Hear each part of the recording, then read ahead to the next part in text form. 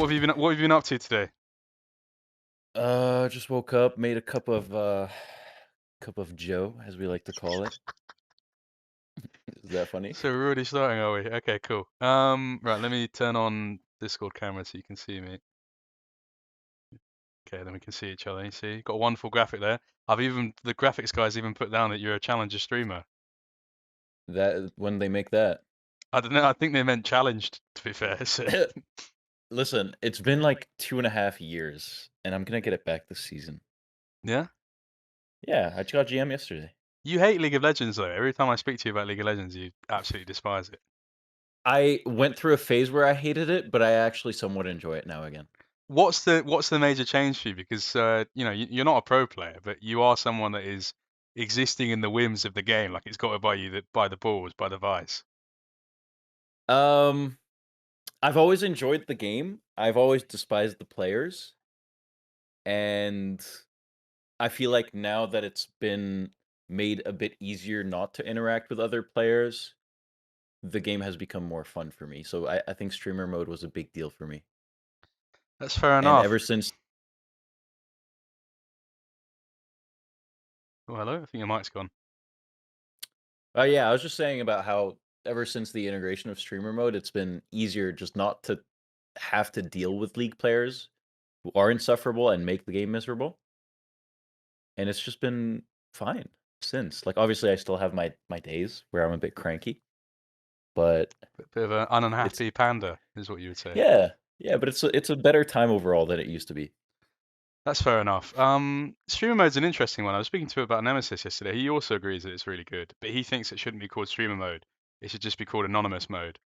I don't know if that means he thinks he's in one of those hacking groups or something, but um, I don't care what it's called. I just don't understand why people use it as a crutch to like I've been running into people recently who will have streamer mode on players in their lobbies and just spaz out at them yeah, for having it on. And it's like, "Oh, I have 4 streamers in my lobby apparently." Well, why do you care?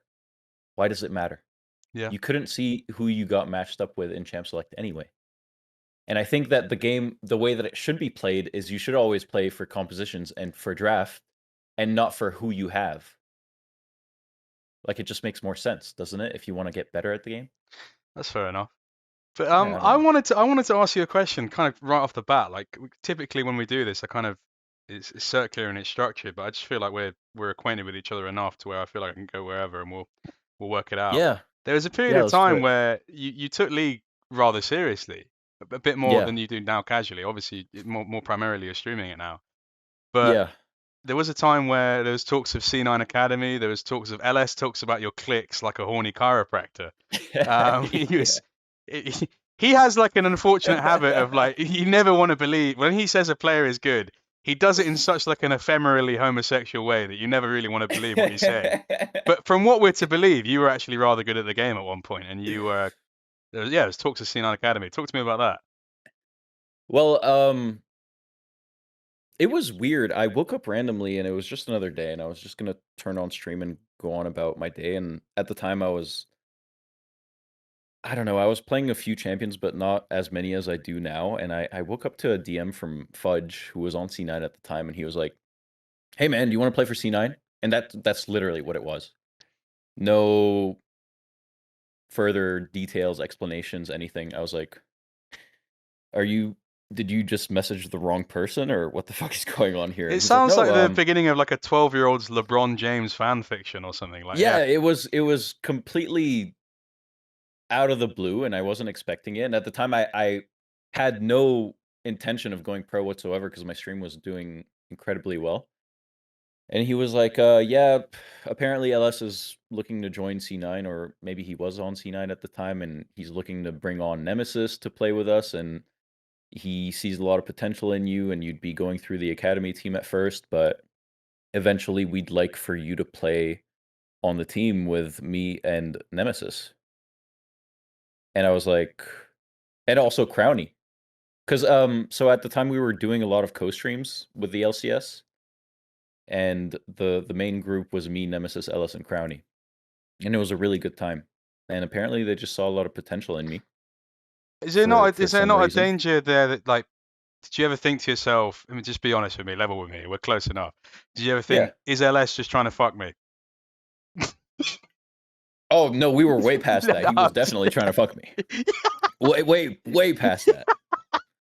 But like, I'll do anything for a bag. It just wasn't Yeah. enough money that I could, you know. It Yeah. wasn't enough to go past the barrier of gay for pay. No. That's the thing, Not though, even isn't it? In the close. LCS, it's like a thing. Oh, come and play Academy. It's a life-changing opportunity. Oh, it's 70 grand. It's like below living wage in LA, isn't it? Like, You're on food stamps in LA if you're on 70 grand a year. yeah, it's The crazy. thing is, though, I think like living costs would have been covered, like rent and food and Yeah, such. that's fair enough then. That's fair enough. So I would have got by. It's interesting though, isn't it? Because so many people at the moment criticizing. I know you don't follow esports religiously in any capacity, but I'm sure you Mhm. will have seen lots of people criticizing Mickey X because he's basically assembled a roster of just his Discord friends in Yeah. the LEC for SK Gaming, Yeah. which is basically what LS was trying to do on C9. He's basically just like, I'm gonna get Karim Sanchovies to be my starting player in the LCS. Okay, pretty much, but I think Mickey is good enough that like he's got a vouch Yeah, that has some weight. yeah, So like it's worth giving him a shot. I With agree. LS, it's yeah, LS has some insights on the game, but he also has some pretty polarizing opinions that are sometimes a bit I guess outlandish, and getting me to play for C9 would have been a gamble for sure, and I think I would have ruined his career if I had taken him up on that. You think you would have taken his firing time from like 12 days down to 6, or? Maybe even 3. Yeah, it would have not been good. I don't think I'm built for that kind of lifestyle. Yeah, Because the second something starts to feel like an obligation, I just really start to dislike it, that's if fair. that makes sense. That's Yeah. fair. Has it always been like that for you, or like Yeah. yeah, ever since you were a kid? Yeah, ever since I was a kid, I've just always hated being told what to do, and the more somebody tells me to do something, the less I want to do it. You strike me, and from having conversations with you, and this is how like I said, the structure of it, the segue means we can go anywhere. You've always struck me as when we speak personally, and we talk about parents and stuff like this. You strike me as having quite like bohemian, like kind of let you do whatever you want kind of parents. The kind of just like, oh, where's Kareem? We haven't seen him in 3 weeks. Kind of quite relaxed in That that way. that only happened when I earned their trust. Okay.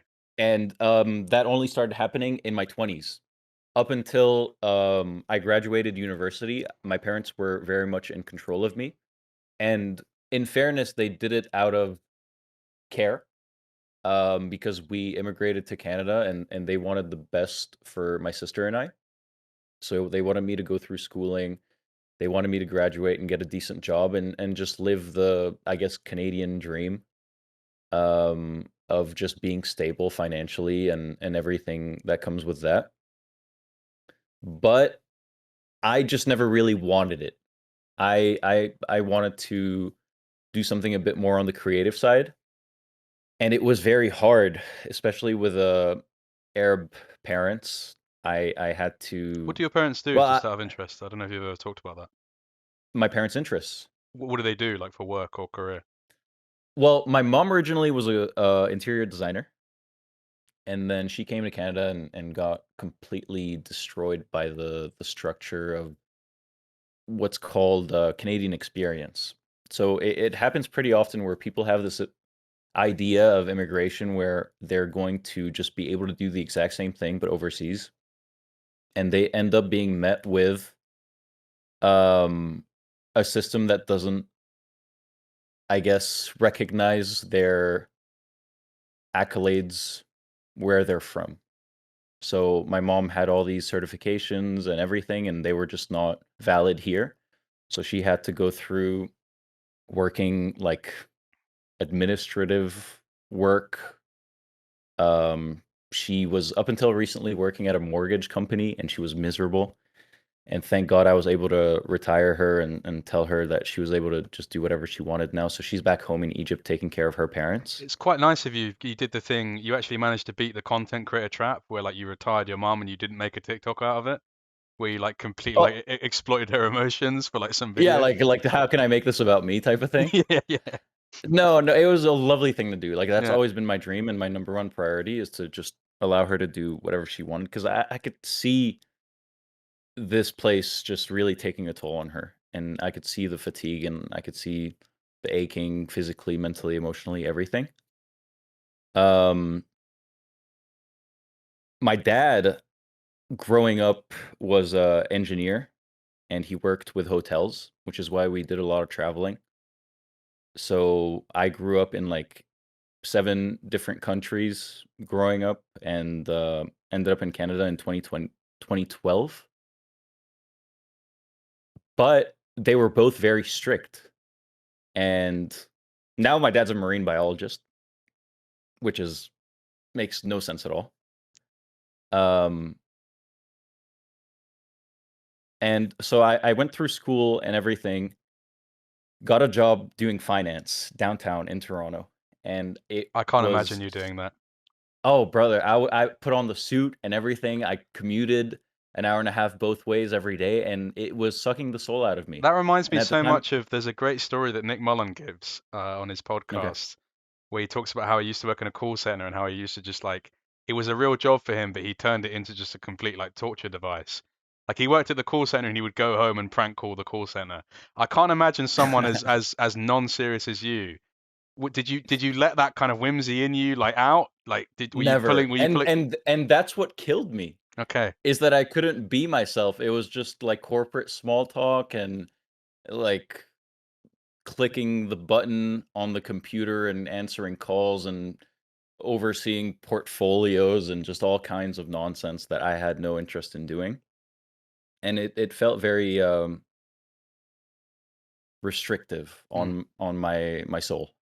for sure. So you've got the strict Arab parents, which is not something I can relate to because like I'm not as you can tell I'm not Arab. Although people do Yeah. sometimes ask me if I'm ethnically Turkish or something like that. But I think that's just Yeah, because you're I don't go to the barber very often. Um, yeah. but I, as a kid, one of the things that occurs I found through friends of mine who've been Arab or from African families, if you have quite intensely strict parents, you just end up being like the wrong uns, the degenerates in school. Like Yeah. I've got friends in school who like they had that their whole life, and the minute they went to uni is when they kind of just you found them in a ditch on a Friday night, like just and stuff like Bro, this. it's the same reason why kids who go through Catholic schooling, for example, just end up being the most horny demons of all time. Yeah. So Like when you're confined within that environment, it makes you want to break out of it even more. talk to me about that. I wanted to get kind of just when you were a kid, were you like a naughty kid in school? Like I can imagine you being the kind of guy like you need to keep an eye on you, or you're gonna like drink everything under the sink, like when you were a little bit Uh, younger. like academically, I was pretty good, but that also came from me going through very rigorous curriculum in Qatar. And I lived in Qatar from 2005 to 2012. And I went through very strict French schooling, and it was super advanced. So fast forward to 2012, I'm in ninth grade. I don't know what year that is for you guys over there, but I ended up just studying here in Canada at the age of 14, things that I had learned at the age of 9. So it gave me so much freedom because I already knew everything and I didn't actually have to study or do homework. And I would just fuck around in class all the time. And I would get in a lot of trouble, but I would get decent grades. So nobody could really say anything. So you were Um, probably a teacher's nightmare, like a smart ass, so to speak. oh yeah, yeah, definitely. Yeah, And how did you change that? Because I think there's an element I was kind of like that in school, and I think when you're like that, you have this moment of what they call in Greek mythology anagnoresis. It's like this moment of great realization upon oneself. And it's like this thing of like I remember being like 11 in like religious yeah, studies classes, and like I'd been watching like Richard Dawkins videos or like atheist videos on YouTube, and just being like, I'm gonna show these fucking morons what's going on. Do you know what I mean? It's like you become such like a Reddit kid. Do you know what I mean? When you're a yeah, few years yeah, ahead, and now you're someone that I think in terms of your humor, you pride yourself on being self-aware and beyond the yeah. joke or above the joke. Hopefully, How did you hopefully. break out of being this like kind of what I can imagine being a really annoying little Reddit kid? I think exposure. I think just speaking to a lot of different people and seeing a lot of different things, you realize that you're never really as hot shit as you might think you are. Mm. And you can take it two ways where it's like either really humbling or you refuse to accept it and it makes you even more insufferable. But I think humility is important. And like even though sometimes I can be a little full of myself, I think I'm self-aware enough to realize that like I'm just a normal fella. What do you think have been the most humbling moments? I could give you an opportunity to kind of show us some of your lowest points, your most embarrassing. When do you think you've been humbled the most?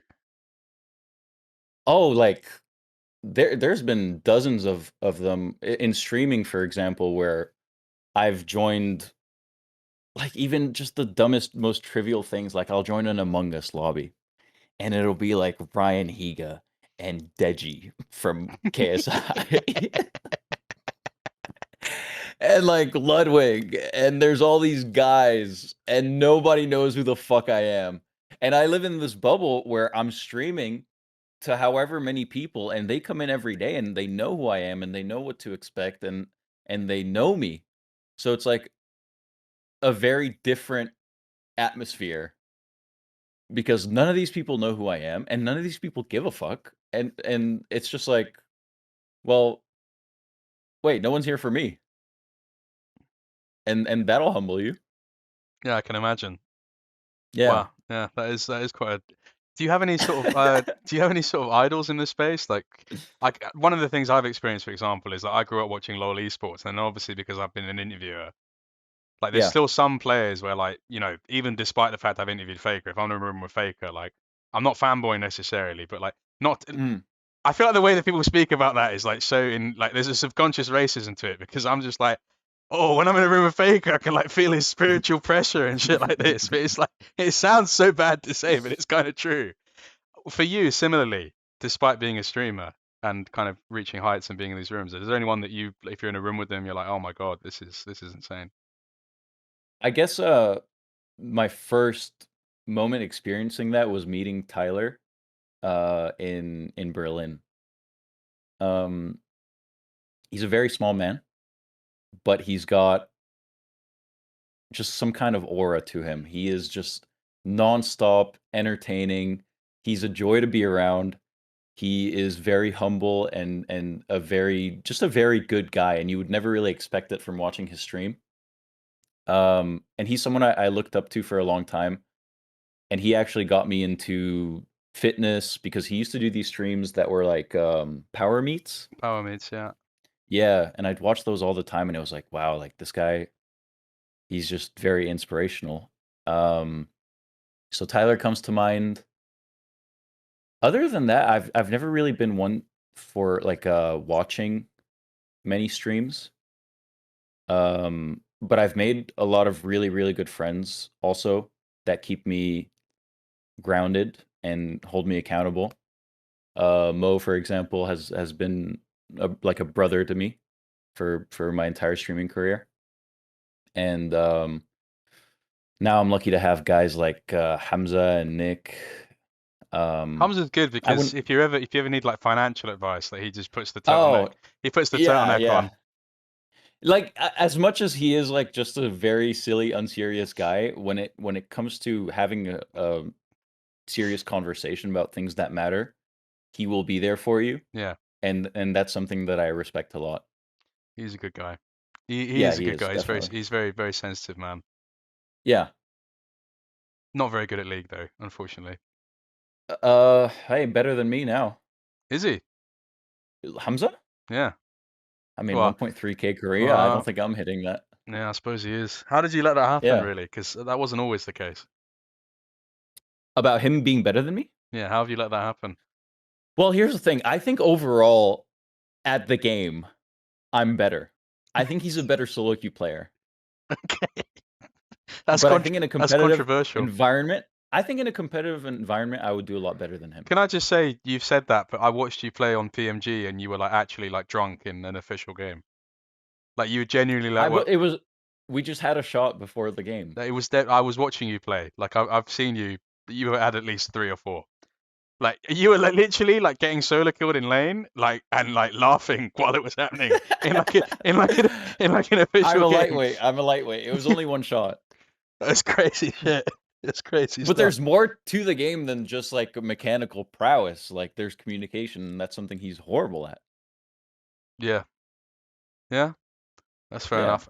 I mean, I've obviously had him as he made his competitive debut on my team. You know, we staked the Oh entire yeah, yeah, franchise. yeah. We staked the entire franchise on him, and I watched him flash under turret on Varus and eliminate us from the playoffs. Yeah. So that was rough to see The because lights it's were bright. the lights were very bright for Humzh. Yeah. He felt the lights came on like he was in Guantanamo Bay and they were interrogating him. He could not survive it. It was crazy. I've heard rumors that there's going to be potentially another a team involving Humzh and Vake and people like this. Is that something That would be fun. would you ever see yourself getting back into competitive seriously, or is it just not really a thing for you? If it's with a bunch of friends, I would absolutely do it, yeah. Would you take it seriously though? Because I think people would like to see you take it seriously.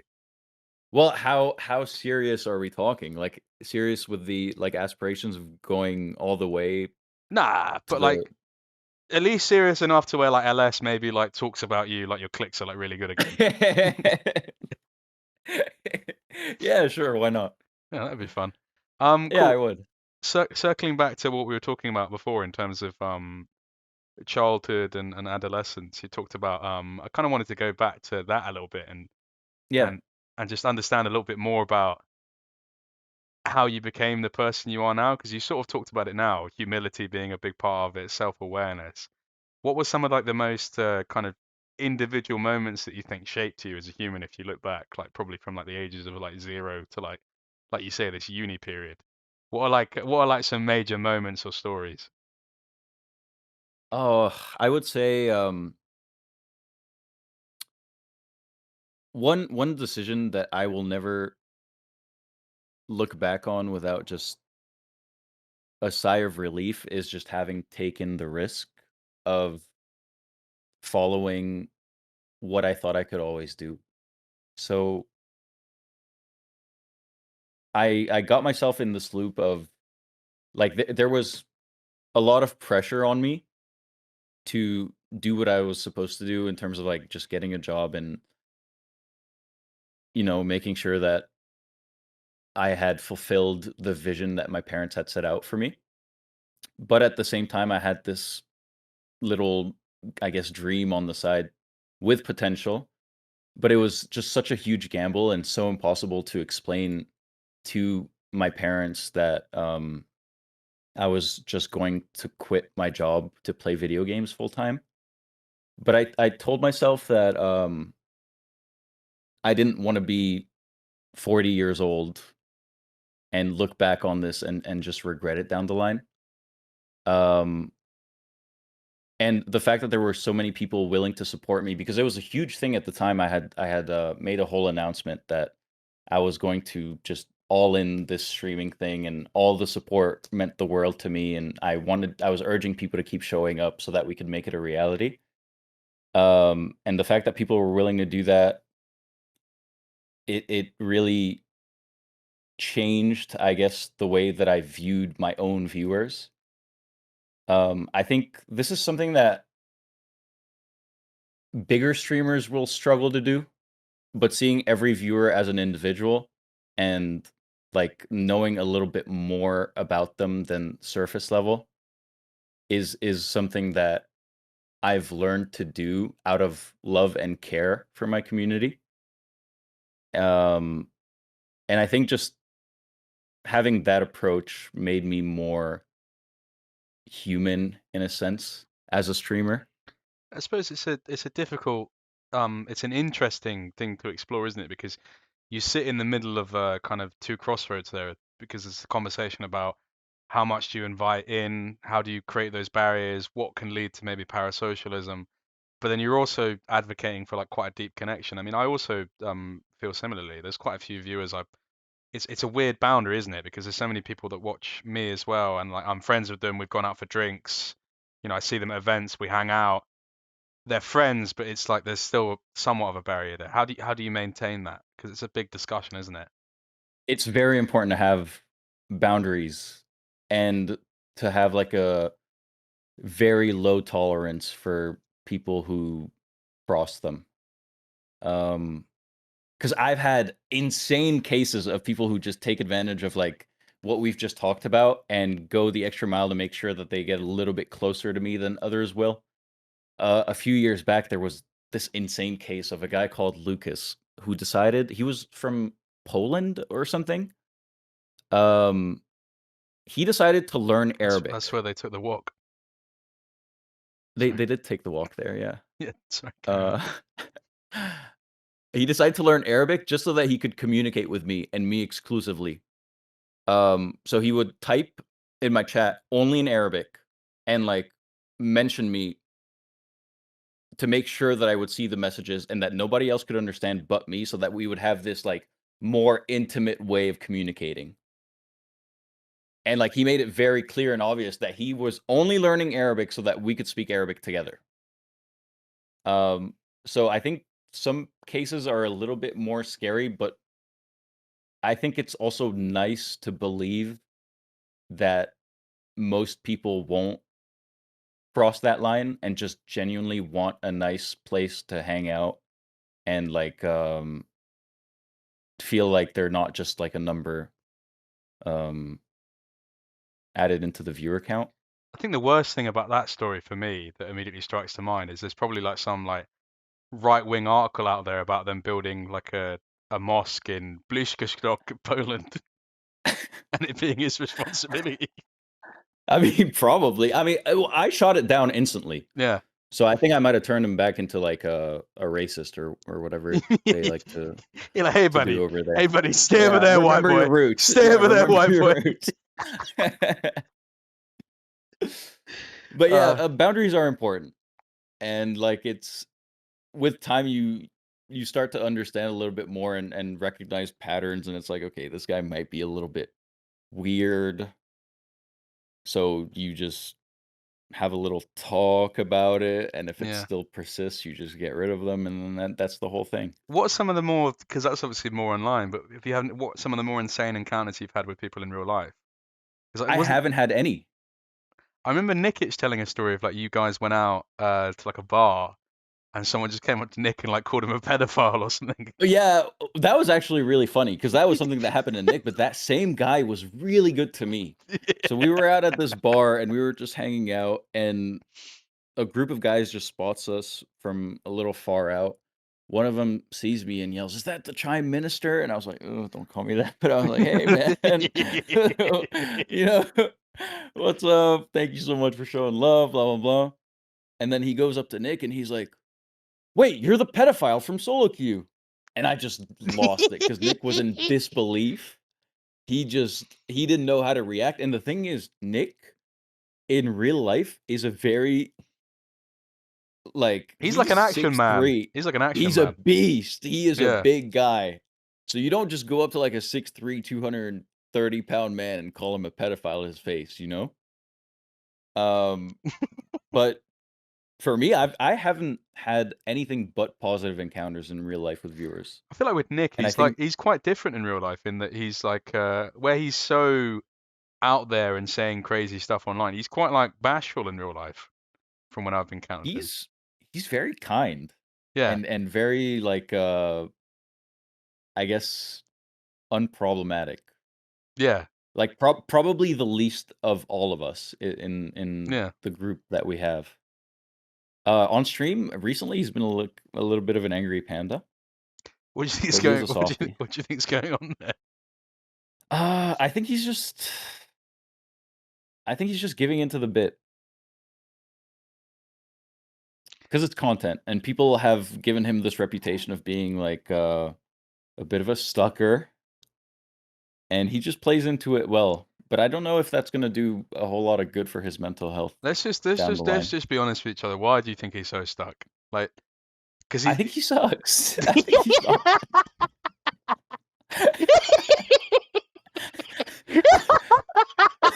I don't think he's good. But like, it's fine. But it's a thing where, Like I can't claim to have any credentials in this game. Like I'm like literally Diamond 4. I was Masters once, like a few seasons ago.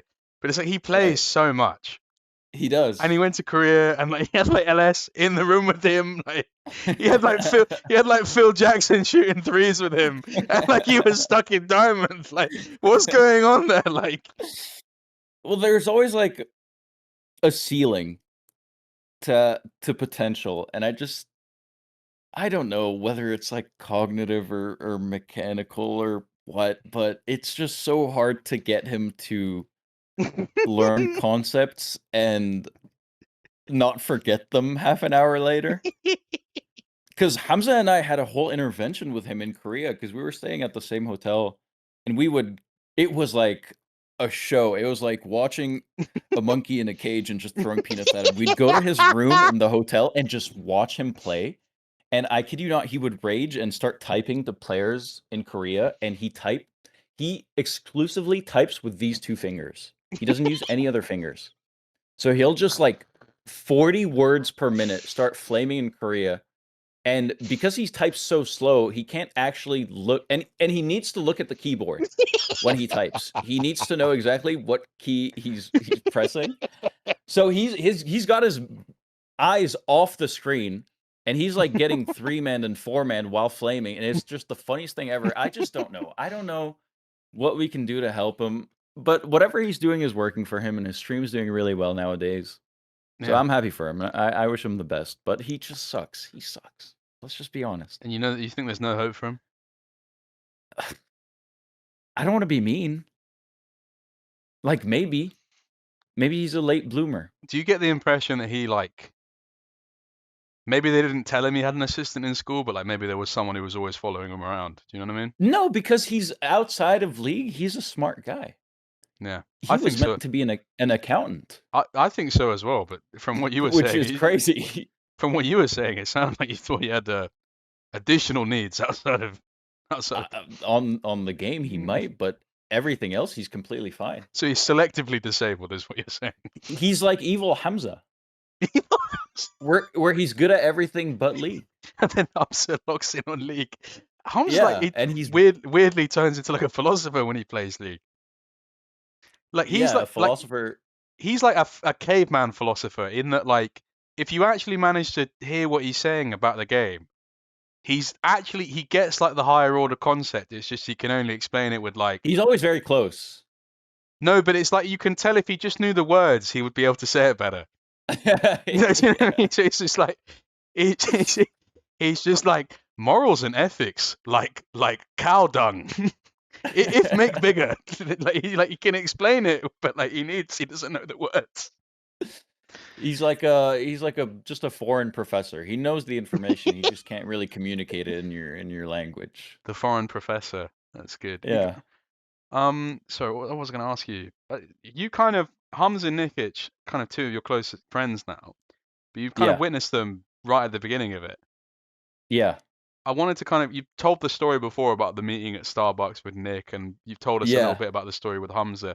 What's some like additional insight that maybe you haven't shared from the beginning of those relationships? Because you must have watched them change quite dramatically, because even in positive and negative ways, like this career path and eyes on you changes you. Yeah. What would you say are the most pronounced changes? I would say with Humzh, we've had to do a lot of PR training, believe it or not. No, yeah, believe that. To get to the point that we are today. Can I please tell you a story? I'll tell you a story before you go on about this. When Humzh was playing in Ruddy Sack in the UK, and he was staying here, he was like applying for his visa to stay longer. And like I had to he decided randomly that I was like his lawyer. So like I was speaking to like his immigration lawyer on the phone, and because they thought he was a Lebanese refugee. Yeah, they thought he was like a Lebanese like prisoner of war or something. Like who fucking knows, dude? But in any case, I did that obviously because I wanted him to keep playing, and I was speaking to him and whatnot. And then like one of the there was loads of different visas to apply to, and then like obviously we had the conversation with like his manager or whatever, Humzh's manager, like yeah, they're going to be reviewing all of your socials. We've like submitted all of it. You're applying for like a digital creator visa or something like this, something adjacent to that. Next day after that conversation, Humzh uploads a YouTube video with the thumbnail of him as Osama bin Laden. on the next day. And within the 15 minutes of it being uploaded, I sent it to him, and he's just like, "Yeah, you're right." like, carry on with what you were saying. PR training with Humzh, I think is where we left off. Yeah, we just kind of went through a bunch of like a long, extensive list of no words that you probably shouldn't say and that would make you look bad and make me look bad, and as a follow up to that. And still to this day, he claims he streams with no delay, but he has a 10-second delay in case he slips up, and he has slipped up in the past. I think his recent one was last month, where he was singing along to 50 Cent. And he was singing along a little bit too well. So he just had to quickly cut off the stream and turn it back on. But it was this whole conversation about, bro, I'm from New York. Like, we really say this shit. And I'm We like, really do this shit. yeah. I'm like, yeah, I bet. But you still can't. And getting it through to him that he's not allowed to say some of the things that he says out there in the real world was a challenge. Do you buy the whole like, yeah, man, I'm from New York, I'm from 63rd? Like, do you buy the whole gangster thing from him? Because Oh, absolutely. He's a softie. thank you. When I looked his name up, because he had to submit his name for when he Yeah. played, I found results of him from his high school chess club. No, you didn't. I did, yeah. And I went and asked Oh him yeah, I about never it. knew this. I went and asked him about it. He was like, "Yeah, man, I'm gonna get in trouble for doing this Humzh impression." He's like, "Yeah, I love chess. I love to play." I love to play chess, baby. he's like, Mrs. Cranberry was a bitch though. She ain't trying to teach me how to castle. So yeah, despite his origins, apparently prolific chess player, Humzh. Prolific chess player and also a big time mama's boy. He likes to he has this like appearance, and like he really tries to play into it of being Mr. New York. He's a tough guy, he's got the Timbs on at all times while streaming. But he's a sweetheart, and he's not about any of the things that he says. But I think it's funny, as somebody who knows him personally, like, it's just like, what are you doing? Why are you trying so hard to have this image? Nobody's taking you seriously.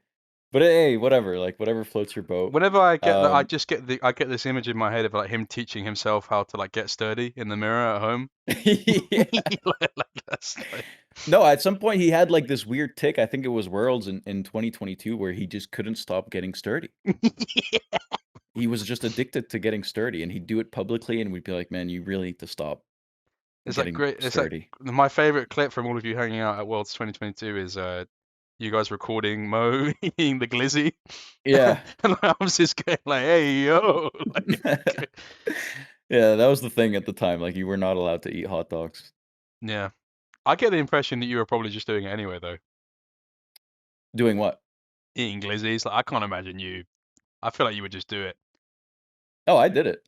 Yeah. I'm fine. I'm comfortable. I know.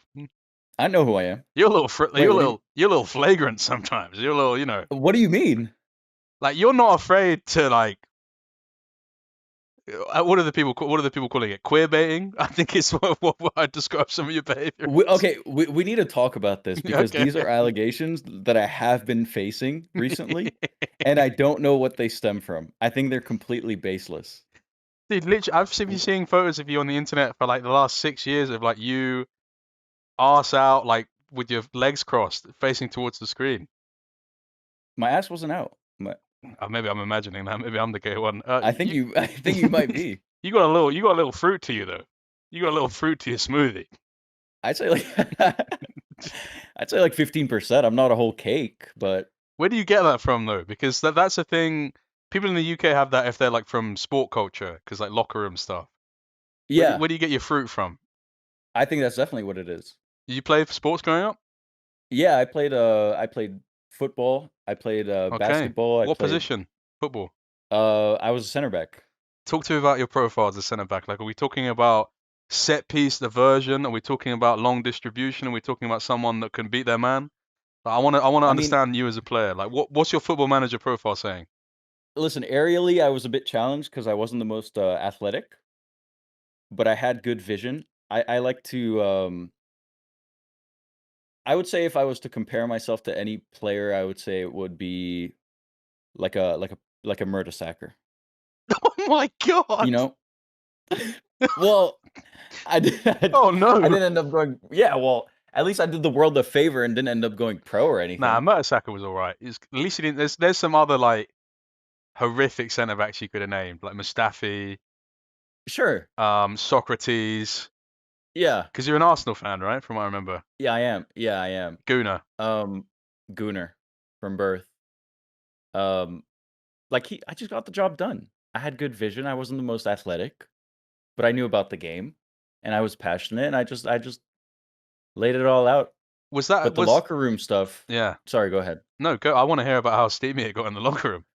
Oh, growing up, because I grew up in Canada, the culture here wasn't football or basketball or anything, it was hockey. And it does not get much gayer than a hockey guy locker room full of straight guys. Like the things that I would see, and I wouldn't partake because it was just gym class.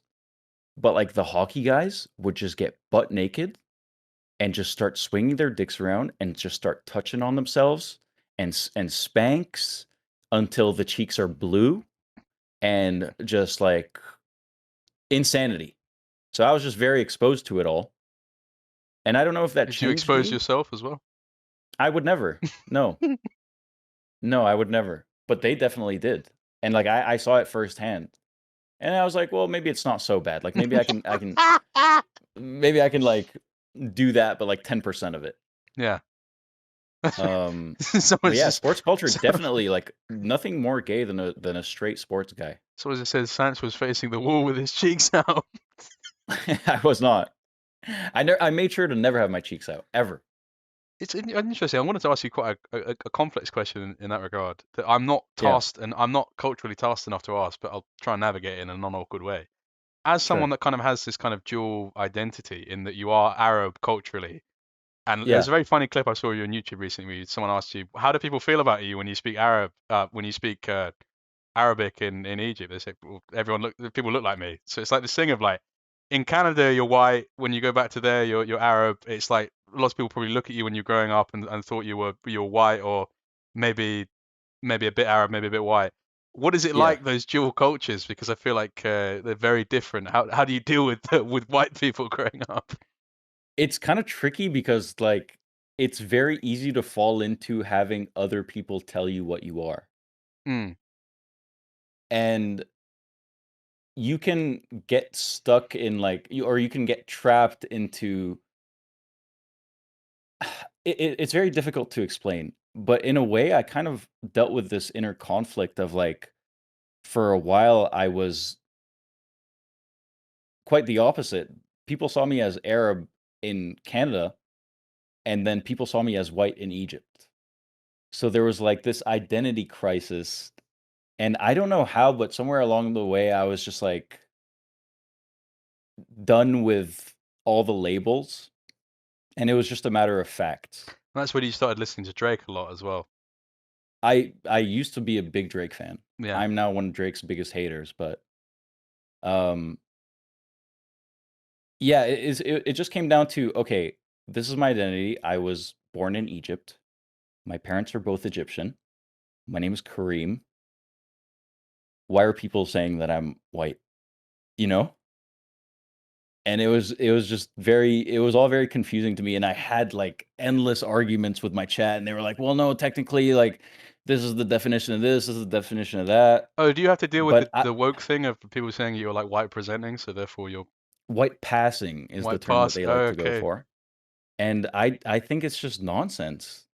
Like, I don't really not to get too political or whatever, but I think this is just a term that's used exclusively in America. And like Americans do have this thing where they think that they are the center of the world and everything that they say has to be true. And so it was like, no, you're not Arab, you're white passing.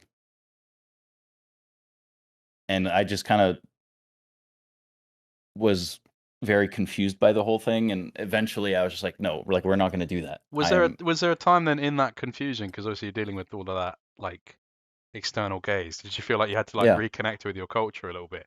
Because I know you've been back to Egypt, and it was actually quite nice because saw you like we had a little chat about it. You were like talking about how you got really emotional being back there and like seeing where you grew up and like the elevator and stuff like this. yeah. Um, I used to go to Egypt every single year, up until COVID. But because I grew up in Alexandria, I hadn't actually gone back to Alexandria in years. I would always go to Cairo, where most of my family is now.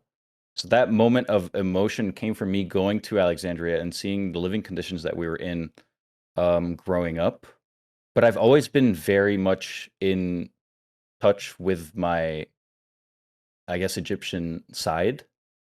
And I even, at one point in 2019, I got a full-on internship in Egypt in Arabic at a company. It was like a FMCG company, um, and I was For doing like some the people who don't have jobs, what's FMCG? fast-moving consumer goods. Yeah, I love that you assumed that we all knew that it was, but thank you. Sorry, my fault. Yeah. So basically like snacks, like Oh, now I'm with you. Okay, I'm locked in now. yeah. So so there's these snacks in Egypt that are really popular called bake rolls, and they're basically just chips but made of um I don't know what they're made of, but like wheat and olive oil and garlic, Olive and oil in they're Egypt. really That's surprising. yeah. So I was working there and going to the markets and everything, and I've always been very much, again, in touch with my Egyptian side. So identity was something that I had to figure out, but then once it clicked, and it's silly too because it was never something that came in question until others questioned it because I always knew. Um, but Hmm. it's a bit of a tricky one. Have you ever dealt with anything like that? Somewhat. It's one of those things where for me it's difficult to even talk about because it's like I'm so white passing. So like my history, I don't know if we've ever talked about it, is that my granddad is a Malaysian Muslim man who grew up in South Africa, who left South Africa during apartheid to come to the UK and married a Okay. completely white woman. And my mum's family are Canadian Native Americans who came to the UK. So I'm like two generations down from like somewhat, non-white people, but I'm completely white. So it's a thing where like, but I have a thing where like I grew up in like both my parents are completely white, like culturally and otherwise. My dad tans a bit, but that's about it. Yeah. Um, so like I don't really have access to that. But it was weird for me when I went back to South Africa for the first time and I experienced like being with all my family there because it's such a different culture. And like it's just like they don't say they're not like rude about it. They're just like, oh, white boy, you are so white. Look at you, Yeah. like Yeah. because like it must be so weird for them because they're just all they're like brown Malaysian Muslims, or like I think the term is Cape Malay, and they just have an offshoot of the family, which is just a bunch of white people from the UK. It's like very Yeah. very interesting. But there's this thing where like for me, I don't like that's not important because it's not a subtext to me as a person. Like I do get, Fair. and the only thing that annoys me about it is if I say that I'm South African, people immediately assume that like I'm like some sort of like slave owner, or You're like like a slave owner. it's Yeah. like saying you're like Israeli or something like in this current Yeah. climate. Like you can't really. It's like I hate that I have to explain. Oh no, not white South African, and Like one of the good ones. then people. Okay, let's maybe cut that one. But yeah, kind of. Yeah. Um, I hate that if I say something like that, then I'm forced to have the conversation, and then it's like I'm defending that aspect of me, which I don't necessarily claim because I haven't ever had to like go through anything in my life that is, anything other than perceived whiteness. So Yeah. that's where I Yeah. see the argument that you go through. But it's like Yeah. even when I Having look to at you, defend it like, when you do yeah, claim it is a bit of yeah, it's like the it does get reverse. annoying. Yeah. But with you, you mean you can kind of tell, like, you're like I a think so. you look like Timothy Chalamet and Dune. Like they Arabed him up a bit in that film. Do you know what I mean? A little bit. Thank you. I'll like, take that. you know what I mean? Like you like you've been to Arrakis a few times. You know what I mean? Spicy wine, so was it. Oh, yeah, but it's interesting to talk about identity in this way. I wanted to talk to you about some creative passions that you've had. Because Mm. for me, you've always struck me as someone like with your merch drop that you did. It's something that we spoke about one of the first times we like met up in real life. You've always struck me as someone that like has quite a lot of creative interests outside of League and that you want to imbue into this. And that's something that I quite heavily resonate with because that's always what I've tried to do is imbue my other interests into what I do with streaming. Talk to me about that. Where did you kind of get some of your interests? How are your interests so pronounced? Uh, I guess a lot of it must have come from my mom. Um, she's always been someone who emphasized having fun outside of whatever it is that you do for a living, and she introduced me to a lot of the things that I'm now very much into, like, cooking.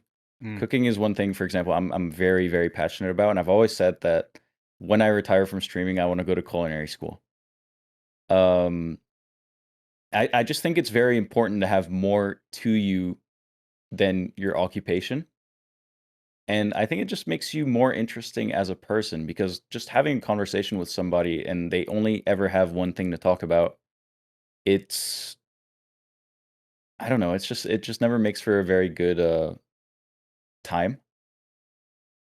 And it's cool to have more things to you than what people might assume. So I've just been trying to pick up different things, and I think it's also very important to try things, until you can form an opinion on them. So whether it's like instruments or cooking or gardening or whatever it might be, Because just trying new you have a things. SoundCloud, don't you? I do have a SoundCloud, yeah. Music, for example. That Talk to me one. about your music. Well, my music just kind of started as I can't even remember. I think we were watching somebody make beats, and I was like, "Bro, this is some trash. I could probably make a better beat than this." And then my viewers were like, "Okay, go on then." And so we spent a couple hours on FL Studio, and it was just a disaster, but it was fun.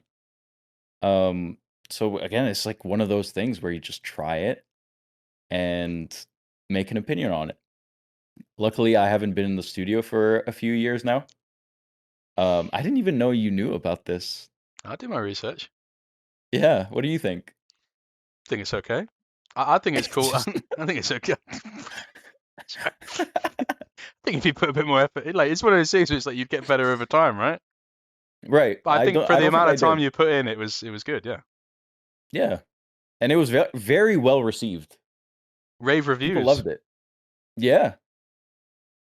Um but yeah, like I just think it's again very cool to have more to you than just what you do. Absolutely. Um yeah, that's the whole thing. And in terms of the clothing, because I remember that was like a Yeah. thing when I saw you do your first merch drop. I know Yeah. we've spoken about the story of like how you met the guy and how you're working with him. What was the desire there? Because you made something that was like very. I mean, let's just be honest. Like, there's loads of streamers that I respect, but I don't think I've ever seen a league streamer do good merch. Yeah. Well, that was it. And it wasn't just league streamers, it was just streamers. They would constantly just drop the most bland uh they would just slap their names on a red logo, like a Supreme box logo, and just call it merch. And I was like, we could really make something that somebody could wear and not get picked on for wearing. Um so then my friend Edgar just messaged me, and he used to do bootleg, or he still does do bootleg merch for a lot of movies and projects that I think is really cool. And I was like, why don't we just put something together that kind of mixes your passion for bootleg designs and then my heritage, I guess, with like the whole like Egypt theme museum stuff. And it happened, and it was such a great success. I think we sold like 3,000 shirts in 48 hours. And I think people really wanted and needed that, um, because streamer merch was just horrible. And I don't want to say any names, TF Blade, but when you would see a hoodie of a guy's face and it was Keck W, but like the guy's face photoshopped onto the Keck W, nobody who's gonna buy that? Who's gonna wear that? That's Really? Who's like the gonna thing of like, when you get like a present on Christmas You always Yeah, get like one thing that's like really fucking bad. Like, and you have to pretend that you love it. yeah, Yeah, just give something to the people that they're gonna love outright, like, from the get-go. Um, that's the whole thing. yeah, that's fair enough. But playing devil's advocate, it's one of those things where it's like that was such a success for you. Why Yeah. then maybe have you not done as many creative projects like that outside of League? And you've kind of from that point on, maybe it's an unfair assessment, but it feels like that could have been the start of something where you're doing it more regularly. Or is It could have been, but I'm not as passionate about it hmm, as I am just like, I really love what I do as of right now. I'm very much locked into this routine where I have this segment of my day where I have my alone time. I take care of myself physically.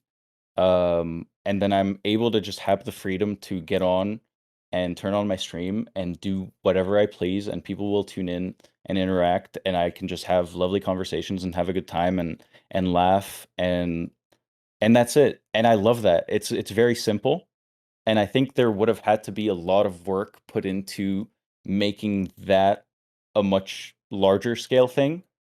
And I think also there was a lot of beauty in the fact that it was um, a one-off. It was a good time, but it's important not to milk things and important not when to recognize when something was good, but to just leave it at that. I'm not a designer. I'm not the most fashionable person in the world. I don't dress particularly well.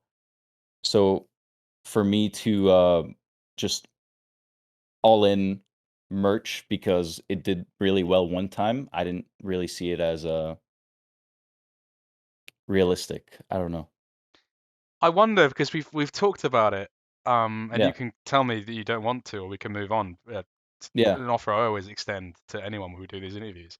But you've spoken to me about some creative projects that you might want to do in the future. Would you be Yeah. comfortable hinting at some of those on this? Which one in particular? I don't mind you. Like food and stuff like that. You've been talked about doing a lot of like food related content and stuff like this. Yeah. So a lot of people don't know this, but I think it was 2019, right before COVID, or 2020. I was in talks with G2 to sign with them as a content creator. And Really? I used to talk, yeah, and I used to talk to Carlos all the time before he completely lost his mind. Is that how he became Muslim? Were you speaking It Arabic with him? wasn't me. It It wasn't wasn't me. you? Okay, just to I clarify. think that was crypto that did that. But I used to talk with Carlos all the time, and part of the plan of me signing on with G2 is that I would have my food show and that I would invite prominent league figures over to the show. We'd cook something together, have a nice meal, and then have a succulent Chinese meal, and then just talk like we are, you and me, right now. And I would ask them questions while we eat the food, and then I'd have them rate the food, and then on to the next person. And I think it would have been something that was like very groundbreaking at the time, and nobody was really doing that. But then it all went to shit. COVID happened. Carlos went super insane. Started tweeting out the F word like it was just banging them out. And he doesn't mean Got fanatic by that. It was not fanatic. It was even worse. And so obviously he got kicked out of the organization, and the plans all fell through. But still, I would like to eventually be able to somehow integrate food with my stream. And we've done a couple like traveling streams where I'll go out to a restaurant, for example, and just have my chat order whatever they want me to eat, and we'll just have that and rate it. And I think it's a really cool and fun idea. You guys did a lot of like IRL streams as well in Spain. In Spain, you and We Humzh, did right? do a lot of that, and those are super fun. Yeah. Um, so I'd like to do more IRL stuff in the future, and if it's food related, I think that's even better. Um, but I guess that's just something down the line that I'd like So to do. For now, I'm really enjoying what I you do. really could have been like the Anthony Bourdain of like the league space. Yeah, something like that. I mean, he's someone obviously that I hold to very high regard. He's he's everything you want to be out of from an entertainer standpoint, because he knew his shit, but he was also just genuinely an awesome person. Dude, like watching him is the kind of thing where it's like he'll just be eating something. He'll be like, yeah, this tikka masala is amazing. The civil war in Genovese Yeah, was like he was just yeah. like, and he It's was like, just like, whoa. it's just like wow, I'm like learning so much here. It's crazy. Rest in peace, by the way. Action Bronson is another one of those where I really enjoy his food content because he's a rapper and he just randomly decided to do this food show, and it's surprisingly super entertaining, and he knows his shit, and it's very funny. And yeah, I take a lot of inspiration from that. You should be interesting to see you get Humzh on a show like that, or like as a continual guest. He would be like your fuck, who's the he wouldn't be your Big Body Bess, he'd be your Mayhem Loren, I feel. Ma'am Laurent, yeah, Yeah. Because yeah. he'd just be Humzh, you take him to different countries and eat food, he'd just be like, this is just like New York. Like this is like We did a restaurant stream together in Spain, and there were so many clippable moments from just that stream alone where he was looking at a bottle of water that we had been given, and I was just teasing him. I was like, Hamza, what year is this bottle from? And he looks at the bottle and he's reading something. And he's like, 7,385. And I was just stunned. So apparently to him, this bottle's from the future. Anyways, we get our food. He's trying to take a picture of the food. Takes the worst picture ever. I'm like, Hamza, do it like this. And he's like, I can't do it like this because my shadow's over it. And he goes to fan his shadow. He tries to get rid of his shadow by doing this. It's just unreal. Like, this can't possibly be a real person. when Humzh had to do interview on NLC, like he had to do a post game interview, his camera wasn't working and he was really stressed, and like I was in call with him trying to fix it, and I was like, bro, I was like I was like saying like, oh, what's going on with it? Like, is the camera on and whatnot? And he picked up his camera and turned it around and tried to show me it. So like the camera was all I could see was his screen. Yeah, he's an angel. God bless his Yeah. heart, man. God bless him, man. God bless him. Yeah. So one of the things I picked up from our conversation that's quite interesting is there seems to be a concurrent theme in a lot of things you speak about, in that you have this desire or you gravitate towards proving that you are more than you are, either for like the Yeah. excitement of it or like to impress people, which is something I can somewhat relate to as well. Where do you get that from that, and what do you think is the psychology behind it, if you've ever thought about it? It's almost this idea of oh, I can also do this, not to surprise, like just to surprise you, you know? It might come from just the stereotypical idea of what a streamer is, Okay. and, like, not wanting to associate myself with that group. Because I think the connotation with being a streamer is that you're somebody who is just inside all the time, doing nothing but streaming, doing nothing but playing the game. Um, which, don't get me wrong, a lot of people are, but every now and then you'll find someone who is genuinely interesting. Mm. And it's cool to show that side to those who care, or to those who might care, that there's like, yeah, I do play League all the time and I am somewhat decent at the game, but hey, I can also do this. Yeah. Like I really like Um, feminist literature and like for example, Labubus. I don't see, this is something that I've been dealing with, like the whole performative thing. I don't understand it, because those are again allegations that I'm battling day and night. Where is that coming from? What is the performative thing? I We don't don't know. understand. No one has any. I think it's because you're a good looking lad. I think that's part of it. Thank you. And I think it's because you do the joke of that you pretend to be performative, and then it's like, well, he's a little good at this, I don't pretend to be performative. and you're a fake sell as well. That's part of it. I'm not. I'm not.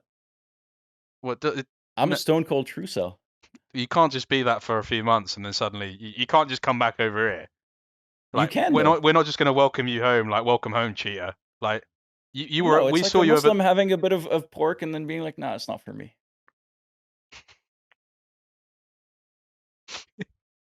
if you say so. What is that? Yeah. What do you do? Because in Christianity, like in Catholicism, like you go into a little tiny box and you speak to the priest and you tell him what you did wrong. Right. What is like Yeah. forgiveness in Islam? How does it work?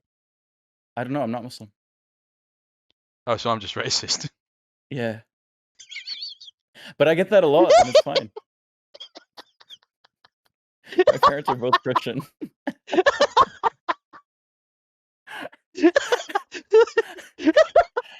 Yeah. Fair. I thought you might know though. Yeah. No idea. No? No. Any guesses? Or... Probably just beat your wife or something. One of them. Dude! I'm gonna get some water. I'll be right. I'm sorry. I'm sorry. I'm sorry. Dude. Nice research, he says. My fault, bro. I didn't assume that he was Muslim, but I assumed he maybe had a history of it in his family. Well, like he was familiar with the faith. I'm back. Welcome back. Thank you. I wanted to move on to. God, what did I want to talk about? I wanted to talk about your relationship with LS a little bit, actually, because we covered it at the top of the show. We talked about Yeah. the C9 Academy story, but he's someone that we've both. I mean, I lived with him for a few months in Korea, and I've been close with him, and we've spoken about him. He's such an interesting figure because he's almost like I don't know if you'd agree with me in this sense, but he's like almost like he reminds me of like a character from what's the show with all the it's the family of people and they own the company. Succession. He reminds me of like a Succession character in some ways. Sometimes. You get what I mean when I say Okay. that? Yeah, sure. Talk to me about what your opinion on is in him, because I could talk about him for hours, to be honest. Well, I think he's obviously just a very polarizing figure. Yeah. Where people will either love or hate him. There's really no in betweens. I think on a surface level, not knowing anything about him, it's easy to understand why somebody could hate him easily. But I think that with added context of everything that he's gone through, and of course I'm biased because he's obviously helped me a lot through my streaming career, if you want to call it that. And I've had a lot of conversations with him off stream. He genuinely just has good intentions and wants good for everything that he participates in. And he just has a way to express that is like very, very passionate. But I think he's a great guy. And I think he is troubled and channels it into this passion. So I've had a lot of talks with LS about things that have nothing to do with League, like stress management, and it's something that he struggles with a lot, and I've tried to help him over the years. We don't talk as much anymore. Every now and then he'll like reply to me on Instagram or something like that. He doesn't send you the gay reels? Thankfully, I had to put a stop to that. How did you deal with it? Because he won't stop. No, you just have to really be stern about it. I was like, hey man, this isn't funny for me. Oh, I don't think Bowser. more I don't think serious. Bowser is sexy. Yeah, like enough, you know. For a while, he'd come into my stream every single day with the same copy pasta about Bowser's voluptuous butt cheeks or whatever, and I was just like, hey, this is not good. He does have like the humor of like a 14-year-old in some ways. No, more of a 60-year-old, but like a 14-year-old living in a 60-year-old's body. It's like very boomer humor, but at the same time, it's got like this edgy, like 13-year-old. I think I could imagine him in like if he was a little bit older, like being one of those people where like if you saw like a video of like Donald Trump attacking New York City as like Godzilla, he'd just like be commenting on it like, is this real? Like He'd believe it. Yeah, like one of these like AI videos. He's very close. Yeah. Yeah, it's very close to that. Yeah. What are some of your like? I wanted to ask you what some of your favorite like LS like Twitter moments are, because I think both me and you are people where like we love to reply to insane things in tweets. Yeah. But before I get onto that, I wanted to ask you first. I found it difficult recently, given the fact that like he's so open about his mental health struggles, his autism diagnosis and whatnot. I like making fun of him, but it's like, at what point do you feel like I feel like, am I taking advantage of him? Like, because he finds a lot of it funny, but sometimes you don't know if he finds it funny. So it's like, how do you navigate that? Like, is my question to you. I'm also looking for advice a little bit. I like to focus more on his hyperfixations with certain words. Recently, he's been loving vitriol. You notice that? Yeah, my And fa- and my the favorite first one, time, my favorite one. yeah. He doesn't use it often, but he said it to someone. Oh my god, I don't know if I can get this out. It's so good. He literally, someone was like saying something to him. Someone corrected him on a verbiage, like a use of a word, and he went incorrect, Moronicus. It was so good. He said incorrect, Moronicus. Oh, it was amazing. Sorry, you go on. You were saying vitriol. Yeah, there was this whole saga with Bwipo, and he quote tweeted something saying, "Oh, the amount of vitriol here is disturbing." And I was like, I read it for the first time on stream, and I was like, vitriol just sounds like something you take when you have diarrhea. Like what the hell is vitriol? And every single time I scroll through his Twitter now, he's using it every other tweet, and he just loves it.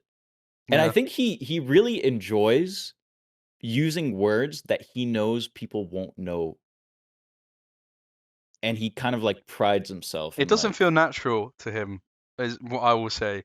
This is gonna sound like I'm fucking sucking my own dick, but like I would pride myself as someone that has like a pretty wide vocabulary, and that's like an impression I get from him. Like when he uses some of these words, I'm just like, that's not like seamless for you. It's like kind of it's like not you. it's It's not you. it's not like smooth. He's like just dropping it in. It's like he lets it sit Yeah. as well. He's like, this Yeah. is vitriolic. Like he lets it Yeah. like sit. Like You'll be like, this vitriol is fucking crazy. the dichotomy of the vitriol is Yeah. wild right now. Oh, Uh, dude, but yeah, getting on to what are some of your favorite? I'll share you one of my most recent favorite LS Twitter moments. I've got two in mind. We'll go back to back. There was the time where on the LCS broadcast there was a bug and it went to a black screen for like a minute. People will remember mhm. this year. They had an error on the broadcast. It went black, and he tweeted out like he's like, "Am I the only one who thinks this was actually like really good?" It was like such a sense Oh, of there's such a sense I saw of tranquility and like this is really good. Like they should the start screen doing. went black and he just saw his reflection on it and he was Yeah. like, wow, like this is inner peace. They should he's just like they should do this more often as like a break for people to think more about the game, which is so good because like with stuff like that, when he hits his apex, like that's another LS word, apex. Like when his tweets are the best is when it also like acts as this like metaphorical piece of art that like says a message about him. Because it's like you're right, it does say a lot that like him like looking at the black screen and seeing himself was like a time where like he slowed down, like he like life was slow, like it's like a beautiful metaphor. I wanted to let's go back to back. We're playing top trumps right now. Favorite LS Twitter moments. I guess I'd have to go through the archives, but there was, you know, that one meme with all the sperm, Yeah. and they're like, I can't wait to be an engineer. I can't wait to be a doctor. And it's like, fella, we in a guy's ass. You know, I remember just editing this one randomly, and it was like salmon sperm, and it was like, buddy, we on Ellis's face right now. Like, we're not gonna be shit. Um, the whole thing of him like injecting the salmon sperm into his face, and he tried really hard to get me to do that. But the funniest thing for me about that is like not just that he does it, because like I find I'm at a point where like I'm desensitized to like the crazy things that he does. Like Yeah, he's so like pilled into like the Korean lifestyle. Like yeah, I think you might know my friend Regan that I run Ruddy with. Like he was in the Cage rap video. You've probably seen him before. People in chat will know who he yeah. is. So like I'm fat, obviously. Like and I have no like LS is gonna call me fat. Like that's fine. I'm not gonna be like LS. Why are you calling me fat? Regan, when he was in Korea, LS referred to Regan as like obese. And That's crazy. Regan is like five. Regan's like 6 foot and like completely normal build. So it's like a thing of like, sorry, what was my point with this? So like, I'm desensitized to his insanity in that regard. I find it funny. I think it's eccentric. What I find funny is like when he like there'll be new boot campers that go to Korea and he like takes them to get salmon injected into their face as well. Yeah, I saw him tweet about it today. Like he took Phantasm, the Action OTP, to get semen put in his face. I think he's trying to get Chenchin on that too. Yeah, I think he tweeted that. Like he's Yeah, Phantasm and Chen, where it's just yeah. like if you were to like read that out of context, it's like this like 30-year-old man who like It's grooming. invites people to Korea and tries to get them to inject salmon semen into their face. It's like a story waiting to happen. It's really It's crazy.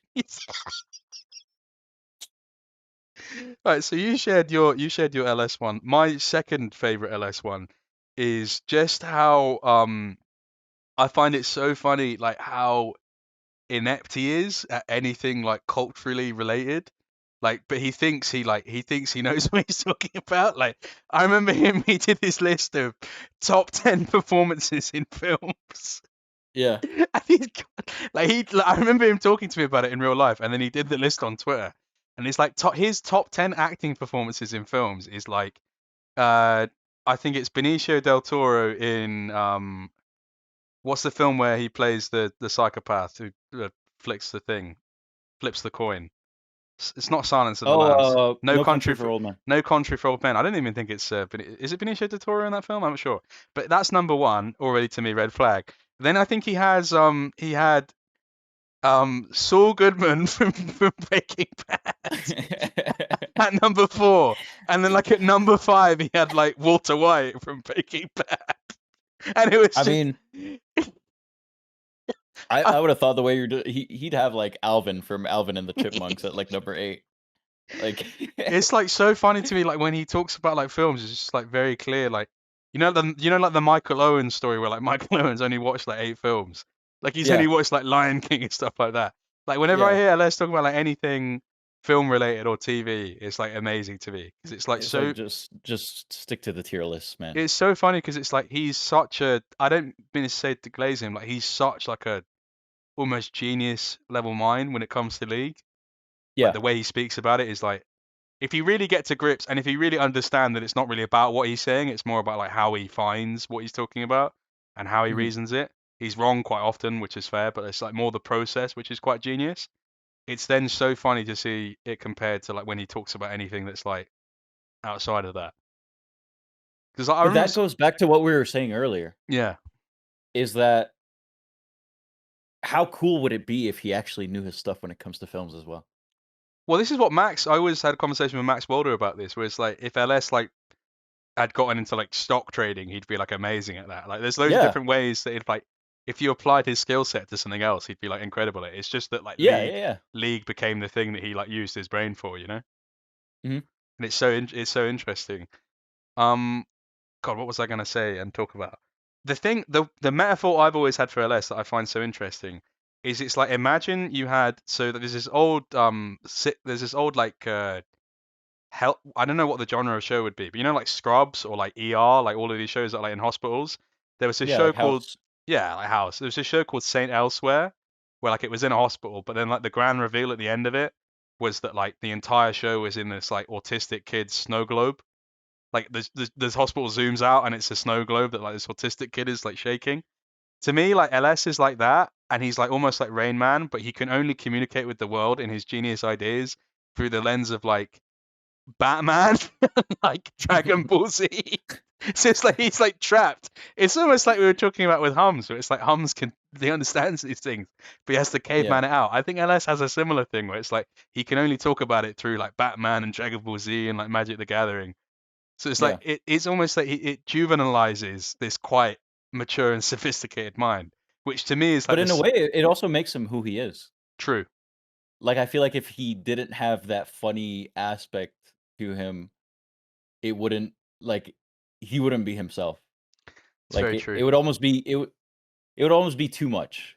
Like, he had to have some kind of nerve applied to him where he could only communicate these things through the confinement of League of Legends, and then anything outside of that is just, like, completely hopeless. It's a beautiful thing in its own way. Um, I love LS. I think he's a great guy, and I Yeah, wish him all the best.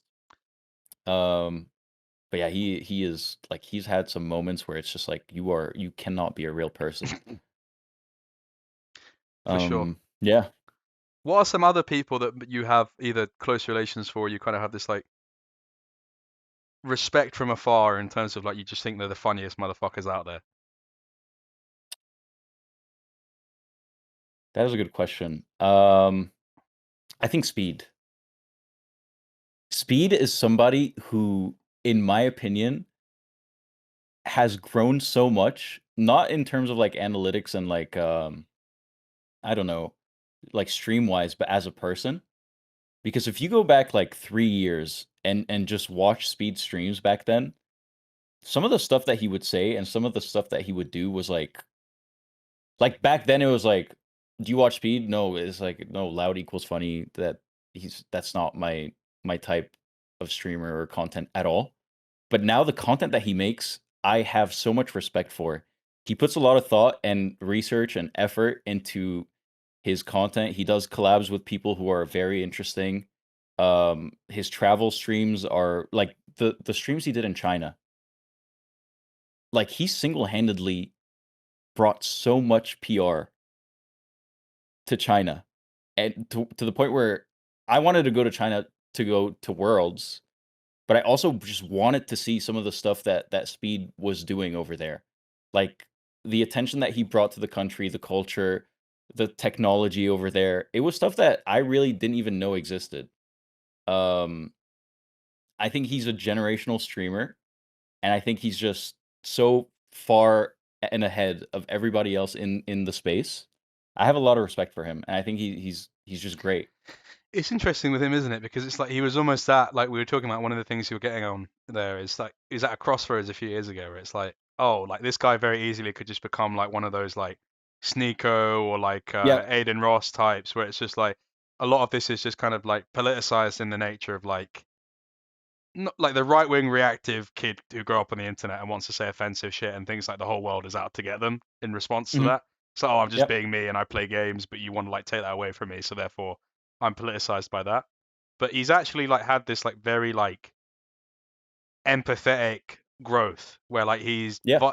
he's like the perfect like proxy point to where like experiencing the world and culture like is the biggest combat to like ignorance and like bigotry. Like not to overly politicize something that is just like really good content, but it's like But you're right. it is true, I think, because Yeah. it's like he's experienced all of this travel and spoke to all these different people, and it has made him like such a deeply empathetic and understanding person. Yeah. Which is yeah, it's really it's quite a beautiful thing to do, and I think he's such like a like if I had a kid right now, or like even my younger brother, like I have a 15-year-old brother who's 10 years younger than me, like I'd want him to be watching Speed. Like I'd be happy to Yeah, hear that he's watching Speed. for sure. So yeah, If you were to pick one, what would your pick be? of who? Sorry. Of like someone that you hold to a very high Oh, standard and you admire like from afar. um, I actually think like someone that like probably always had this in them, but like has recently showed it on like a way higher scale and like kind of beat the perception of them is like Adam Friedland. Because I think Okay, yeah. what he does now with his show is like that really in many ways is like what I want to do and like it's so cool. Like I've always wanted to do something like that, and like he was just kind of he like brought it back. The whole thing about like the recreation of like the Dick Cavett set and like these like really like arty monologues that he does with Nick Mullen and Adam Freeland. But obviously Adam Freeland is more the face of it. But like Adam had the whole thing where like he was just kind of like the the butt of the joke on the Comtown podcast, and like he was obviously Yeah. very funny, but he was like very overshadowed by Nick Mullen because Nick Mullen's just fucking hilarious. But the fact that he's like front of house now and he's able to kind of the interview he did with the guy about Israel was like fucking really powerful. And like I don't know, he's someone where yeah, he's doing something that's just like it brings together the disciplines of like interviewing and art and kind of he's created such an intersection out of something that like couldn't necessarily have bloomed in that direction, and I think that's like really beautiful to see, you know? Mm. Yeah, for sure. Do you feel often overshadowed? Not to get Um, like a little it's an interesting question. Maybe in the way of like what I want to achieve, yeah. Like I've which is always what? we'll get onto that because I want to finish what I'm saying. Mm. I've always likened it rather than shadowing, like being a shadow or the shadow you cast or like shoulders you sit on. I've always thought of life. Me and Regan kind of think similarly. It's kind of like life is like Mario Kart in that like you're just racing continually against like the ghost of your best time. And it's like really when you like narrow down on it on the lens, it's like you're competing against yourself and like maybe you might see other people on the racetrack, but it's more important to just beat your own time. But in terms of like what I would want to be, like I have aspirations like to be a filmmaker and be like a massive creative and stuff like this. And I write poems and I write essays in my spare time that I haven't necessarily figured out a way to like intersect with what I do with League. But I mean, like for me, like I really like interviewing, and I'd like to do it to a point where I'd love to be at a point where I could just like interview people that I really admire. Not to say that I don't admire you, but you know what I mean. It's like we're friends. Yeah. Like I'd Yeah. love to be at a point where it's like I can sit down and just be like, oh, I want to speak to Aphex Twin today, or I want to speak to like Bjork, or like I want to ask all these things Oh, but similar I'm to. performative. Go Oh, on. okay. Sorry. So God forbid No, go on. God forbid No, it's fine. yeah, Adriana Lenker as well. Oh, just those are the two Claro. people that just came to mind. Yeah. Yeah, absolutely. But you know what I mean? Even writers or just like like literally anyone that I've ever had an interest in how their work works. Yeah. Similar to how in League, I'm often speaking to people I respect and I want to understand how their mind works. I'd love to do that for people whose like work is so beautiful because I feel like so much of interviewing that I see is just like either like funny in an attempt to get a personality out, but not a lot of it is like from the perspective of like I want to like understand what this work is, and I want you to like almost provide like what I'd like to achieve is like when you watch a film and it has like an extra DVD and it's like the director's talking over it. I'd love to Mhm. like have interviews with people where like that interview acts as like that audio track over their work. That's kind of the I way I think look at it. I definitely do think you have it in you because you're very good at what you do. That's very nice of you. That's very sweet. Yeah. I Yeah. appreciate And that. you know me, I wouldn't say it if I didn't mean it. No, I know you're a horrible bastard when you want to I'm not. Yeah. be. Yeah. This is something we spoke about that we have in common. We're both people that love by hate in some ways. Yeah. Like we were talking Yeah. about this the other day. I'm sure he wouldn't mind me saying it's something we talked about with Mr. Bruv. Like Mr. Hmm. Bruv's a mate of ours, and like Mr. Bruv, I think thought that we were a bit miffed at him because we're mean to him sometimes, but he doesn't realize that that's how we show love. Like It's tough love. if I give a fuck about you, I'm mean to you, basically, Yeah. which causes me a lot of difficulties because people are just like, why the fuck are you being so mean to me? And it's like Yeah. my answer. It sounds so self-centered, but it's just like if I didn't give a fuck about you, you just wouldn't know because I just wouldn't. No effort would be put in there. You know what I mean? Yeah. Where does Yeah. that come from for you? This loving by tough love. Uh, that's a good question, actually. I think it might just come from like I don't know, maybe just a very masculine background. Like growing up in an Arab household where showing emotion was somewhat frowned upon. So a little bit of that might have stuck through where if I feel as if I'm being a little bit too kind or a little bit too sincere or a little bit too emotional, I will just instantly close that off and just try to, crack a joke here and there, maybe uh say a snarky remark to deviate from the fact that I was being open. Um but it's something that I think I've gotten better at over the years is just it's not weak to be emotional and it's not weak to be kind. And if anything, I think it takes a lot of courage. Um but still there are cracks here and there and I can be a bit of a dickhead when I want to be. Hmm. Um what do you think it is for you? Um, I think. I mean, if we want to get really deep, I have quite like a complicated relationship with my dad. Okay. Fucking gear up, boys. Jesus. No, I think my dad is someone where like I think my dad is like the most Arab, non-Arab person ever. Like from everything Yeah. I've learned about like Arab parents, like I think I've heard from my dad that he's like proud of me in any capacity, like maybe like 4 or 5 times in my life. Mhm. Mhm. But it's like I can feel it from him, and like he's one of those people where like he's always like famously the thing with my dad really wanted me to go to Oxford my entire life Yeah. because his thing was at his work. My dad works as an editor for the BBC. He edits programs. My dad's won a BAFTA and an Emmy actually. That's like something that maybe people don't know about me. My dad is like a super talented like editor. No, he's not going to edit your YouTube videos, Sanch. He's a little bit higher grade than. Sorry. No, but he makes like current affairs documentaries for the BBC. Not just the BBC, other things as well, like panoramas and shit like that. So like he's done like programs about like Iraq, Syria, stuff like this. So he's like very, very good at what he does.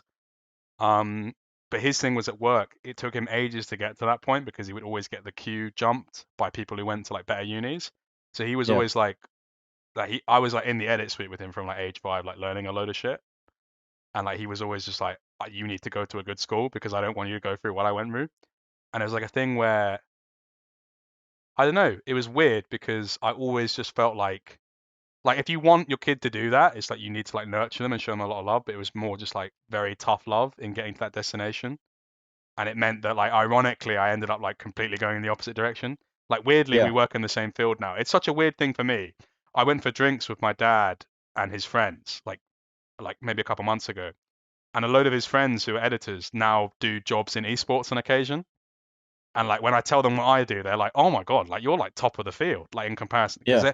they'll be like the second observer on like a Blast production for like CS, Hmm. and I'll be like, "Oh, like I interviewed like Faker at the World Championship and shit like this," and they're like, "Oh my god, that's crazy." And then my dad, that's like one of the first times my dad's seen like, "Oh, like my colleagues who like look up to me look up to you as well." So that was like a Yeah. really weird and nice moment.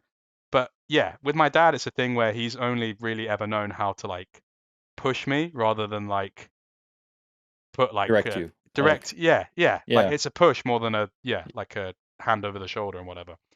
But it's a weird thing. I also have a thing with my dad where like my dad, one of the only times like he like does a thing where he gets drunk, he's like very open. And maybe you have a similar Okay. thing. I No. want to talk to you about your relationship with your dad because it's so interesting. But my dad has a thing where like out on that night when we were with all his friends, he got really drunk. He's like, "Oh, my son is so smart. He can't be mine. He can't be mine. He's so much smarter than all of us." And it's like that's so lovely to hear. But it's also just like a thing of like it's sad that you can only do that in this state. I could tell Yeah. from that point he's like he's very repressed, like Yeah. emotionally. He's a very Definitely. emotionally repressed person. Talk to me about Yeah. your dad, because whenever I speak to you about your dad, it's always just like, oh, my dad just decided to like boil 12 eggs today and like make this like crazy thing. Yeah, I think I might have inherited a little bit of autism from that guy. There's this one infamous moment that he had like maybe 2 months ago.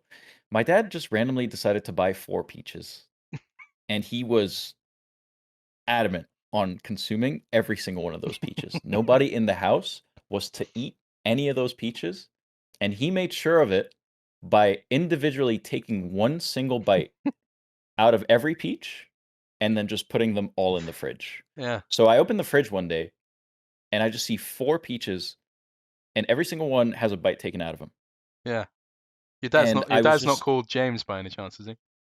no, why? James and the Giant Peach. Anyways, um, I was just so confused by it all because you could have just told me that you wanted every single one of those peaches, and I would not have touched them. I guess it was a metaphor for a lot of things because my dad and I don't communicate much at all. We live together during the time that I am here in Canada, but I can't honestly tell you that I've ever had a serious conversation with him that goes past the surface level of how are you, how's work, um, and that's it.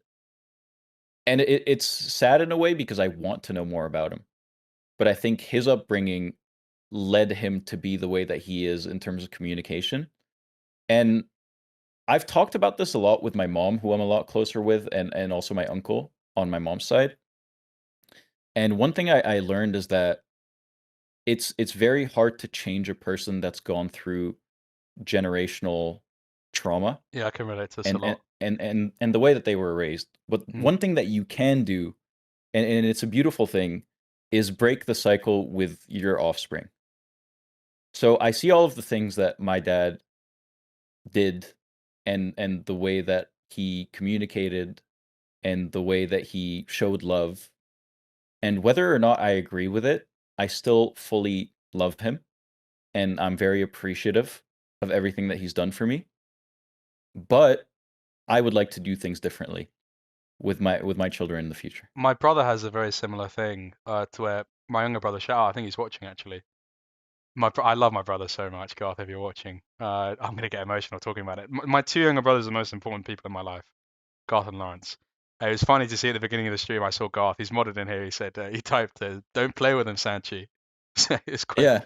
So yeah, you watch this. Sorry. And he had a kid about a year ago. He's younger than me. He had a kid very young. He's 22. But he's like a thing where Okay. he's been with his that's him there, Astro MVB in the chat. He's met his like girlfriend, his wife now when they were 16. Been together 6 years, got married, had a kid. And I hope he wouldn't mind me talking about it. One of the things he's spoken about is kind of breaking that cycle by being like a very different man. And Mhm. it's so interesting because it's like, do you have a person like that? Because for me, a lot of what I've gone through in my life that's been difficult, and what you're talking about here, this generational trauma, because I think we're quite similar in that way, actually, now that I think about it, is the fact that I have him, and he's 3 years younger than Mhm. me, but he went through the same thing. Is like I can talk to him, and it's like I don't feel like I'm crazy. You say you have a sister or whatever, but do you have someone to be like, oh, like it kind of sucks that I don't really know our dad as well as I'd like to. You said you spoke Yeah. to your mum as well.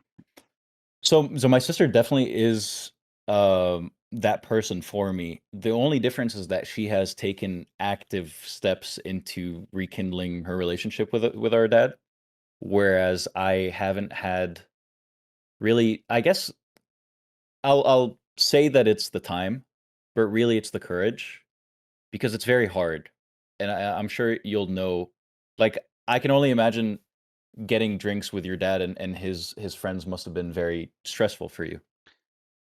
In a weird way, yes. But with my relationship with my dad, to give it more context, is more a thing of like there's so much that's not said, but like generally speaking, it's very chill. But Mm. it's always this thing of like I never feel like I could have a conversation. Yeah, With there's me, like this tension. if I talk to my dad about my childhood, I always feel this weird guilt of like it's like, well, why are you reminding me of that again? It's like things are good now. It's like let's not Yeah, live in the past and shit like this. Do you yeah. feel like that somewhat? It's like this thing of like, well, things are going so well now. Why are you like trying to bring me back to that place? I used to have a lot of resentment and spite my parents for consequences of our immigration, where we had, in a way, left something that was good to chase something great, and it didn't necessarily pan out the way that they had envisioned it. And so I had to suffer because of it. But then as I got older, I think it's very important not to bottle up that resentment and accept that these are two people like any other who were just trying their hardest. And whether or not it worked out, it doesn't really matter. When did you have that moment? Because I think for me, there's quite a defining moment in a lot of young men's lives where it's like that godlike image of your parents, where they're like infallible Mm, and they can do no wrong, like completely shatters in front of you. Was there like a yeah. moment like that for you? Because I remember for me, it was a thing of like when my parents separated and my dad got with like his new partner and like the Mhm. whole situation with that.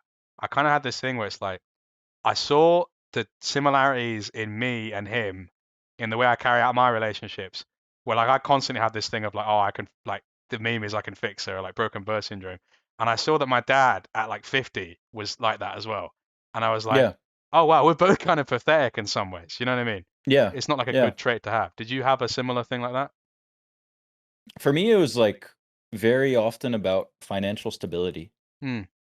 And I feel like the moment I was independent and stable is when I finally gained my parents' respect. And we talked earlier about how in your mind, my parents are very much chill and have always let me do whatever I want and chase whatever endeavors I've wanted to. Yeah. But that was only ever the case when I had something to show for it. Because then they were like, I can trust him. Um, my sister, for example, is on the complete opposite of that, where she isn't really given much freedom despite living in Spain right now. My sister is not allowed to get tattoos, for How example. old is she? She's 2 years younger than me. She's 26. That is crazy. Yeah, and my sister gets screened for like where she's going, who she's going out to dinner with, how many people are going to be there. I want numbers, I want addresses, I want names. I don't. That is crazy. Yeah, yeah, and it's a weird thing because I think it's just maybe like a immigrant mindset where your whole idea of a person is purely based on how financially stable they are. But once I was able to just It's quite hard prove, for you to not feel like you're in some ways you won't directly feel like this because it's so much subtext to it, but it's you feel like currency in some ways, or there's like value ascribed to it that's like yeah, purely yeah, yeah. definitely, definitely.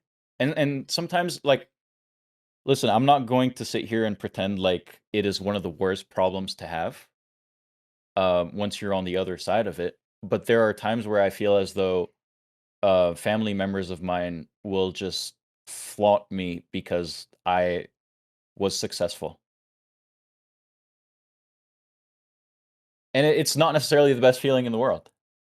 Um, but on the flip side, I would rather that than to be like confined to just always having control in my life. Yeah. Um, or being like in someone's control rather.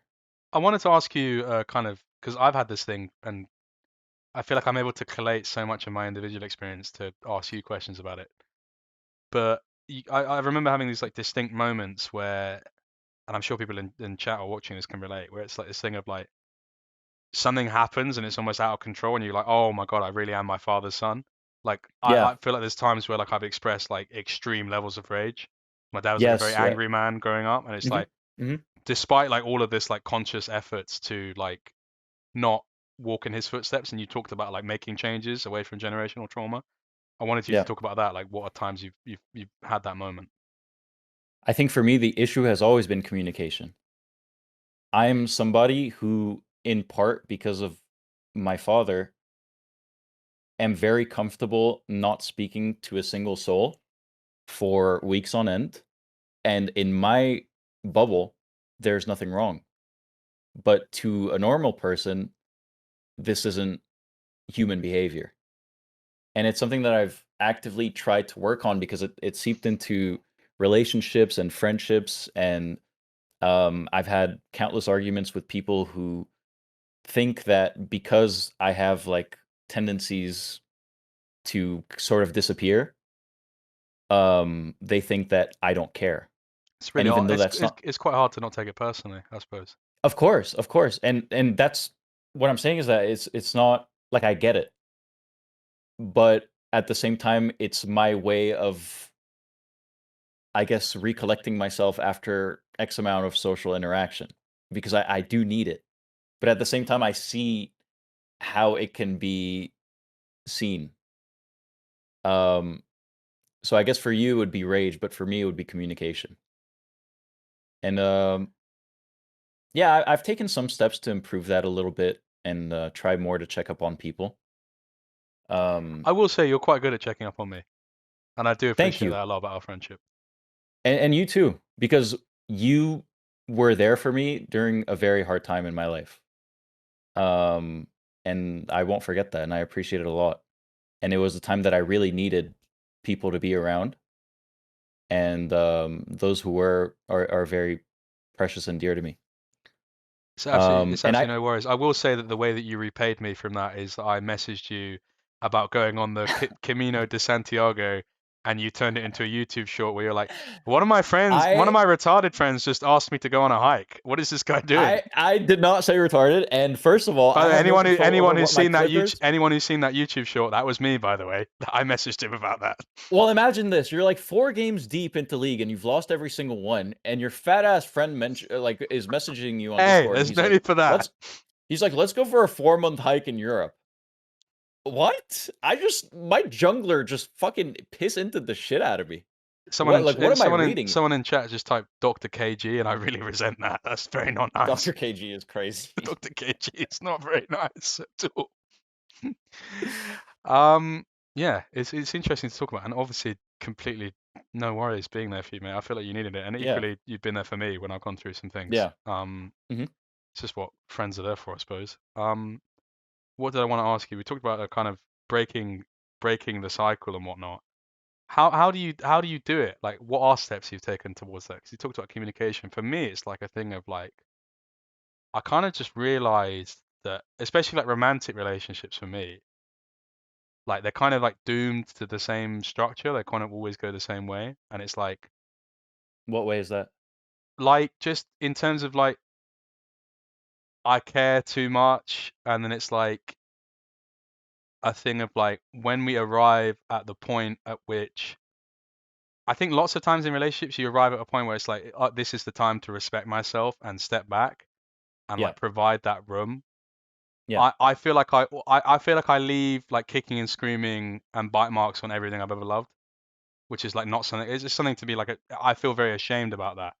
I hate that like my heart acts in direct contrast to like the stoicism I'd like to think I have in my mind, Mhm. and it's one of those things where it's like that's something I feel like I inherited from my parents, where I hate that like something that should be so out of their control has affected the way I love myself and others.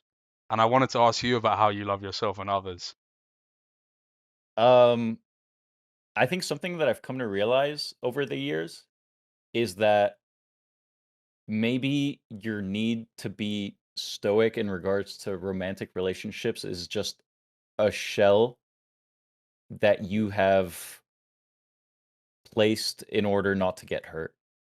No, just to clarify, like I think it's like a thing like in my mind I'm very rational, but it's like Yeah. in the pursuit of like I remember with my ex, like when there was a period of time where it's like I knew that it was over, but I Yeah. still wanted to fight for it, and it's like any logical or like self-respecting person would have just been like, hey, listen, we should call it quits here. But it's like I like just continued on a path of like trying to make it work to where it's just like Yeah. you hate to look at it like this, but it's just inevitably I think you do, where it's just like it sounds so wrong. But it's like I didn't think about it at the time, but it's like in retrospect, I'm kind of over it now. But there was a long period of time where I looked at it as like, oh, you had like the winning end game. Like you're up a castle and a knight on the chessboard, and it's like you just tried to like stall on the board, and you just ended up like losing a winning position. Like Yeah. that's like for me a thing. I hate that like the rationality, the heart clouds the mind is what I'm trying to say to you, and sometimes because it's like there's such a deep desire to like fix situations. Right. That's like Do something I you was. do you I guess do you think back on relationships and have like an image of who was a winner and who was a loser I try. in those scenarios? Your camera's frozen. Oh, is it? Yeah, you're gone now. You've disappeared. Oh, let me try to fix it. You can hear me though. Yeah, I can hear you. Just maybe your lights have just turned off. I don't know. No, they're on. The camera's working on the VOD Ninja thing. Um, let me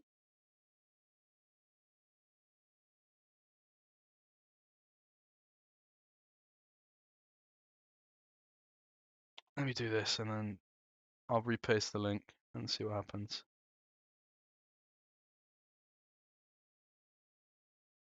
If it doesn't work, I'll just take it from Discord.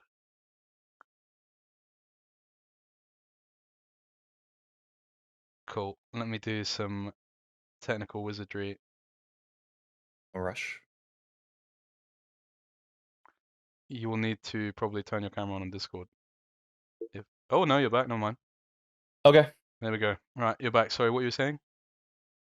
I was wondering whether you saw like an aspect of there being a winner and a loser in the way that your last relationships I kind of think I crumbled. think I try not to, but like there is an element of me that is like quite immature. But for me, the more interesting thing is like that a lot of those kind of irrational feelings are at direct odds with like who I would consider myself to be at a neutral state. I think I can be like quite hysterical in the pursuit of love, both of friends and otherwise. I think there is like Mm, that's the thing for me that there almost exists a subset of myself beyond like my natural conscious that is just like inherently like very hysterical and like not in control of himself emotionally, which like I relate to like an environment at home which was like intensely chaotic. Like I remember yeah. like growing up in my house and just like everything was like so like emotionally volatile and chaotic to where like I think an inheritance I've made on myself is that like there is a part of me that like is just like my like heart and mind are like at war with each other like a lot of times. Mm. So it's quite it's interesting in that way, I suppose. Yeah, very. But I think on the flip side of it, there's not really much wrong with that. It's just who you are as a person. And Mm, like why do you feel a need to change that when really you could just find someone like I think it's just a matter of having not just found the person who's able to match that. It's interesting though, isn't it? Because it's one of those things where it's like you are the, you are the lamp and you are the moth that you attract. You are the flame and whatnot, and like what you emit. And we talk about like tropism in biology. I don't know if you're familiar with the concept, where it's like plants grow towards the stimulus that are available to them. Like light Mhm. affects it and XYZ. It's how like weeds grow through concrete and stuff like this. It's like how much at a core, how much at a base are you what you invite into your life, into your mind, and how much of that can you change truly, I guess. What do you think about Yeah, that? that's interesting, but I think it just is, again, a matter of self-respect then, Yeah, for sure. right? Yeah. So then what measures do you take to hold yourself to a higher standard in that whole field? I'll just be loving these evil bitches, bro. I'll be honest with you. I Like I know. these like Romanian women, like that they have my heart, bro.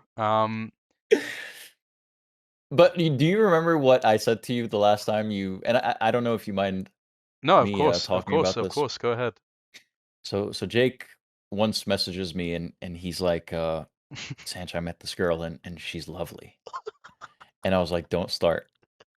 I was like, "Don't start." He was like, "No, I think she's the one." And I can't what did I say? I said, You said like something horrible, bro. You tweeted it as well. This is the thing. You turned my tragedy into a swear tweet. You like tagged. "But had I not warned you?" The thing is, this was like the 3rd time this happens. And by the 2nd time I was like, "Jake, the next time you message me about a I think woman, you called her I'm not gonna entertain it." a Baphometic summon of like demonic spirit or something akin to that. I said the Babylonian demon disguises itself within the code of the righteous. He's like, "Sanchez, this girl is beautiful and she's lovely and she's so kind But it's one of those things where and it's like we've." that was my fault that it didn't work. I think like that's my Yeah. fault. Yeah. No, it's never just one person's fault, I don't think. Yeah. Right. Anyway, Yeah. let's turn the magnifying glass back on you here, Mr. What was your question again? I was talking about I think originally we were talking about love and how the way that we love can sometimes be clouded by parents.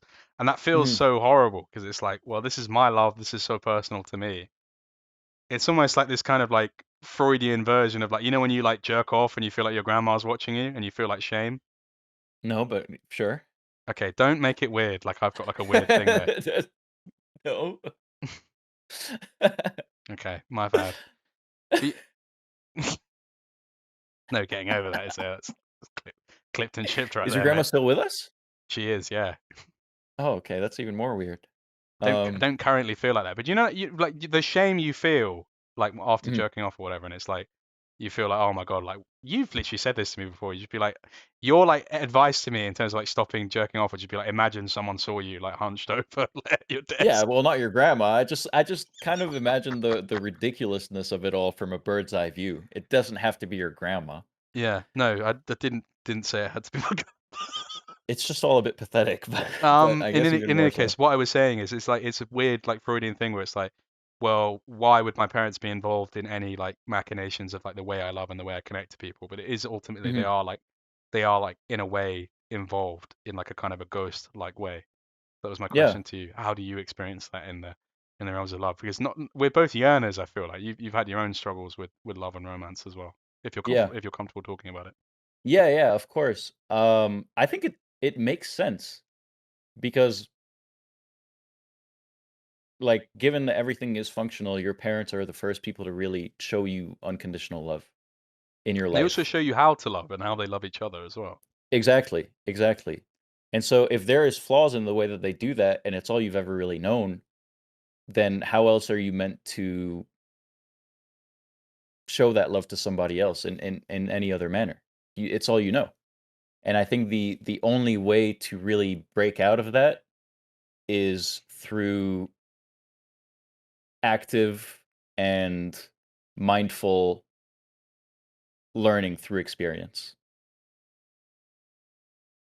Um, like for me, again, it just all goes back to communication where I've had relationships where it's like, I will just not talk to my girlfriend for 3 days. And it's not because I don't care about her or I don't love her, but it's just because in my mind, everything is fine and there is no real need for communication. But that's just not how it works. So then how do you get to a middle ground where the needs of both people are met, where I need my alone time and my quietness, but then this other person needs reassurance and communication? And I think that's what it's all about. And I don't think any relationships don't have their struggles. And the only way that you can get through them or out of them is through. And you just have to be mindful in the way that you guys are both making efforts to improve the whole thing. And if there is no want to improve, then the problems will just continue to come and it's just doomed to be a repeating cycle. Yeah. You know, So you just got to really work it through and want it. this whole thing about like like healing your inner child that people talk about. Mhm. If you were to like, my biggest fear about that is just like, what if I met my inner child? You know, in like some sort of like, you do like some like astral projecting into the soul, or like you do the thing in like, I don't know, did you ever watch Full Metal Alchemist, the anime? No. There's like in Full Metal Alchemist is this thing where like they go to like the great beyond and like he sees himself and shit like this. If you were Mhm. to do that and like me, I always feared like if I met my inner child, like I did like ayahuasca or something, like what if I just think my inner child is like really cringe and gay? Like what do you like, no one talks about that ever, like in psychology or whatever. Like what do you do Yeah. then? Like Yeah. I guess it's like the question of like, how do you know as a mother that you love your child? Because you'll see these newborn children being posted on social media, and it's like, "Welcome to the world, well Jake. they always say I this love you thing so of they much." always say this thing of like it's a feeling, like you get this like overwhelming like Yeah, feeling of like connection. yeah. Well, maybe it's the same in romance. Maybe. I don't Yeah. know. My mum has like such an unconditional love for me where it's like this poor woman has like had to see me do so much like stupid shit. Like, do you know what I mean? Mhm. And it's just like she just like with no judgment just like loves me completely. Yeah, Like the other day, I'm a 25-year-old man and I told her I was sick, and she like turned up to my house with like paracetamol and like fresh clothes and stuff like this, and just was like, yeah, and I was just like, there's no judgment. Like anyone like else would just be like, this pathetic man child can't look after himself when he gets a cold, but she just does it. Like, and it comes with its own like problems, of course. I think she like embodies some of like the archetypes of like being like all consuming and like kind of overbearing in some capacity. But there is like such an unconditional love to her, which is so interesting. It's kind of mm, I don't know. It's like I aspire to. I think I can love people the way that she does, but I aspire to go the same distance she does for me. mm. Yeah, it's a Because blessing. I don't think I've ever been able to do that for anyone. Yeah. I feel the same way about my mom. I don't think I've ever been able to go the same distance. I might talk the talk, but I can't walk the walk the way that she does. Yeah. I feel It's that very hard. centrally. Yeah. Yeah, it's very hard to care as much as they do, and to, like It's not even caring though, because I feel like I do care about as much as her, but it's like caring is only so much in like how much you demonstrate it. Like she's willing to go to such an extent and like yeah, compromise her own life. It's like how I don't think I would compromise my own life for anyone. But I suppose when you have a kid, it's yeah, different. yeah. No, I can't relate to that either, but I've been told it is. It's a beautiful thing, though. You had any pregnancy scares or? Uh, one time, Oh it was, God. One time is like the worst way to start any story. Like when someone says that. well, you know what? I'm not gonna get into it just out of respect. Yeah, okay. Um, but I was just like, my argument really for the whole thing was that, really, like, you want me to be a father? And I think that was enough to scare her off the whole idea. Because, like, you wanna be a mother, and I think that's beautiful, Yeah. and I hope that for you, Yeah. but you want me to be the dad? And then she was like, "Well, okay, fair. Yeah, never Yeah. mind." And then you went back to like Um, watching Power Rangers and like playing with your yeah, pretty Tamagotchi. just playing with my Legos. Yeah, like an Optimus Prime, like. What about you? Any pregnancy scares? No. But should I tell you the most horrible thing that we've like as a like I exist in a friend group of people this may be the first time I've ever spoken about like my IRL friends, like on any of these. Is I have a group of the same friends since I was 13. We have a group Mhm. chat and we've all been friends since we were 13. And we've actually recently gotten out of it. Like in the last year, there's been like big peace talks, akin to like if you were to put like Nelson Mandela and Vladimir Putin in like a room. We've come together as like a peace summit to be like we need to stop being so horrible to each other. But from the ages of like 19 to 23 for like a decade, the culture of the group chat was like literally just be as horrible as possible to each other. So like Guys.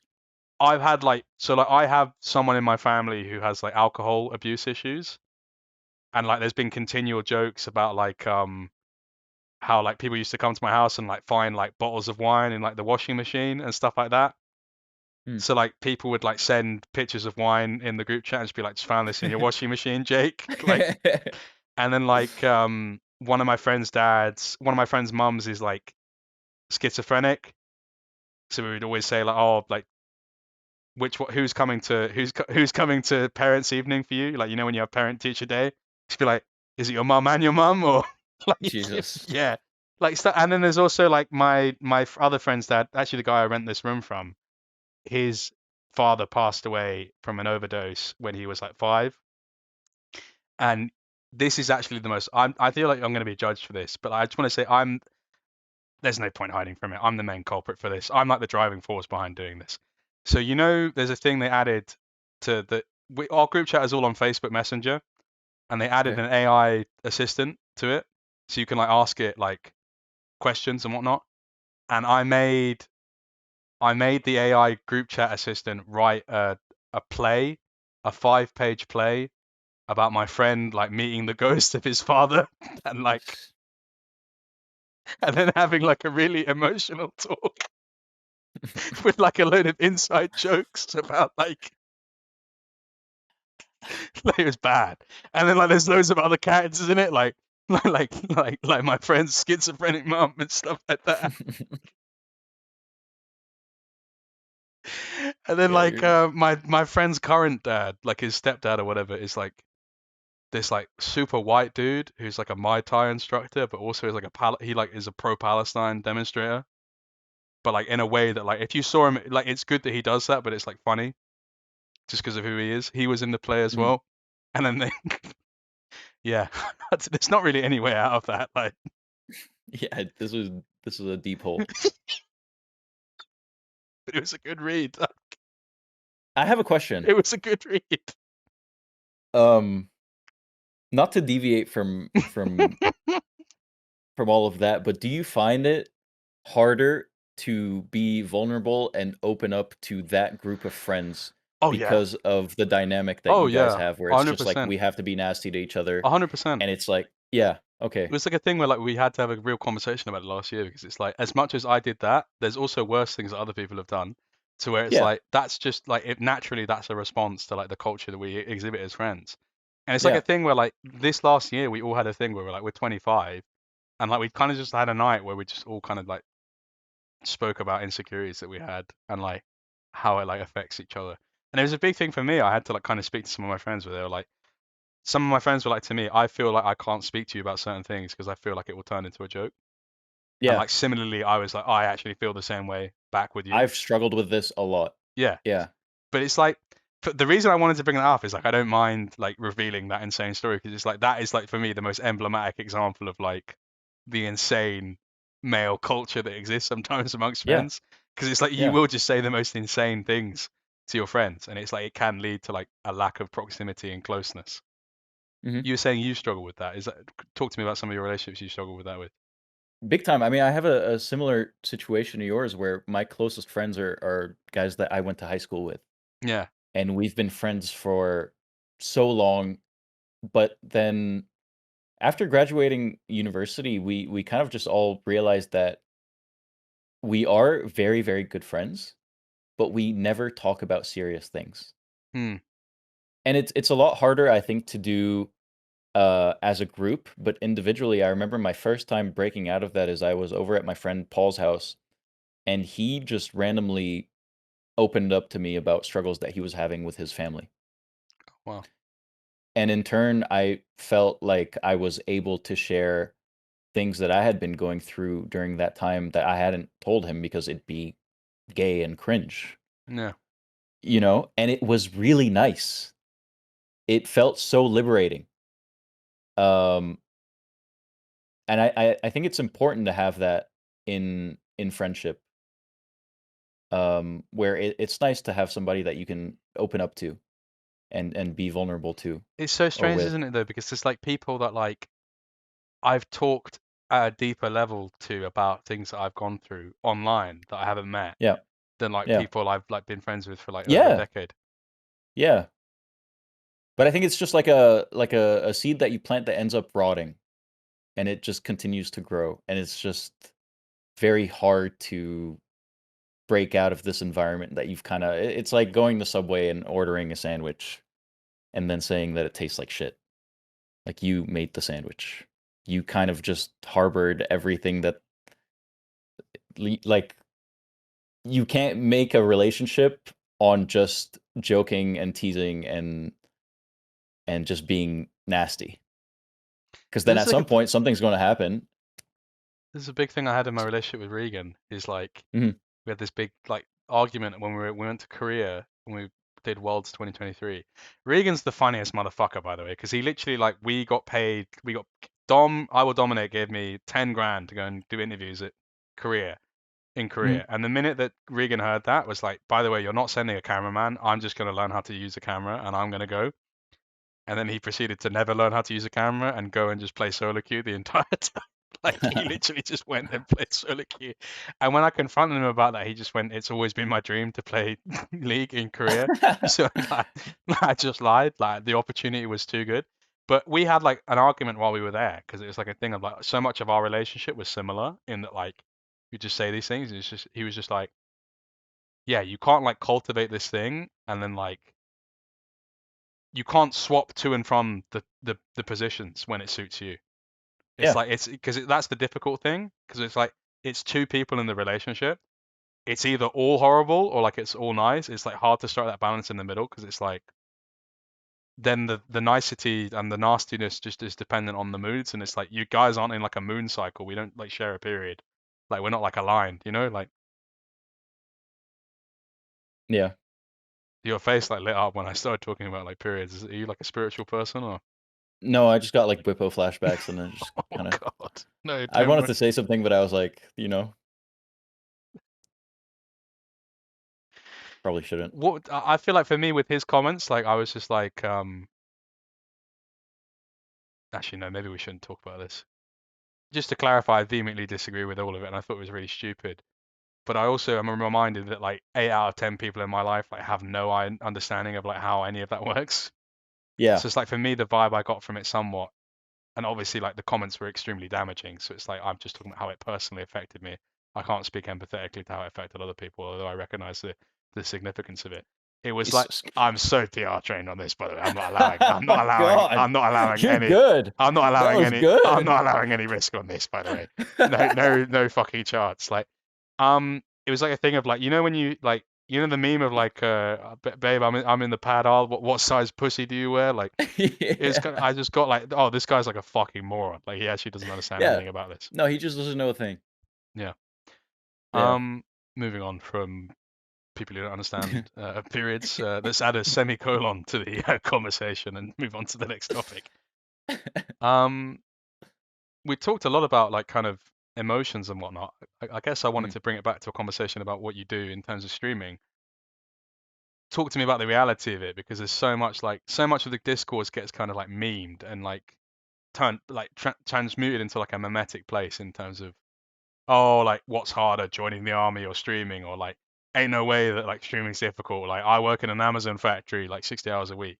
What's the Yeah. reality of it, and like how does it actually mentally affect you? Because I feel like you're someone who's rarely like you're rarely emotionally intelligent. And you're like emotionally intelligent enough in a way to like kind of express this in a way that maybe adds a different perspective to what the general discourse is. I think that it has its own difficulties. Um, I think a lot of streamers sort of encounter this problem where they actually were successful from a young age and didn't have to endure any of the hardships that come with working a regular job. I've had a few jobs growing up. I worked at a golf course at the age of 16. I worked at a restaurant as a Like a busboy? dishwasher. No. I was a busboy, I was a dishwasher, and I was a server at a restaurant. I also did like a bunch of odd jobs during the summers during high school, and I was a portfolio analyst at a financial firm in downtown Toronto. Um, so I will say that as much as streaming is difficult, there are much easy there it's not even comparable in terms of like the toll that comes from working a regular 9 to 5. That being said, um there is sort of like an autopilot aspect to a 9 to 5 that you can't really carry over to streaming. And it's very emotionally taxing. And That is the depending on your difference, isn't it? You can personality, kind of like switch yeah, yourself completely off, whereas you always have to be on when you're streaming. you always have to be on. And the interaction can be a little bit taxing and exhausting. Because being there and just communicating with people, and as much as I have really lovely interactions every day, there are times where somebody will be in a very dark place, and their only vessel of, I guess, release dealing with that is my Twitch chat.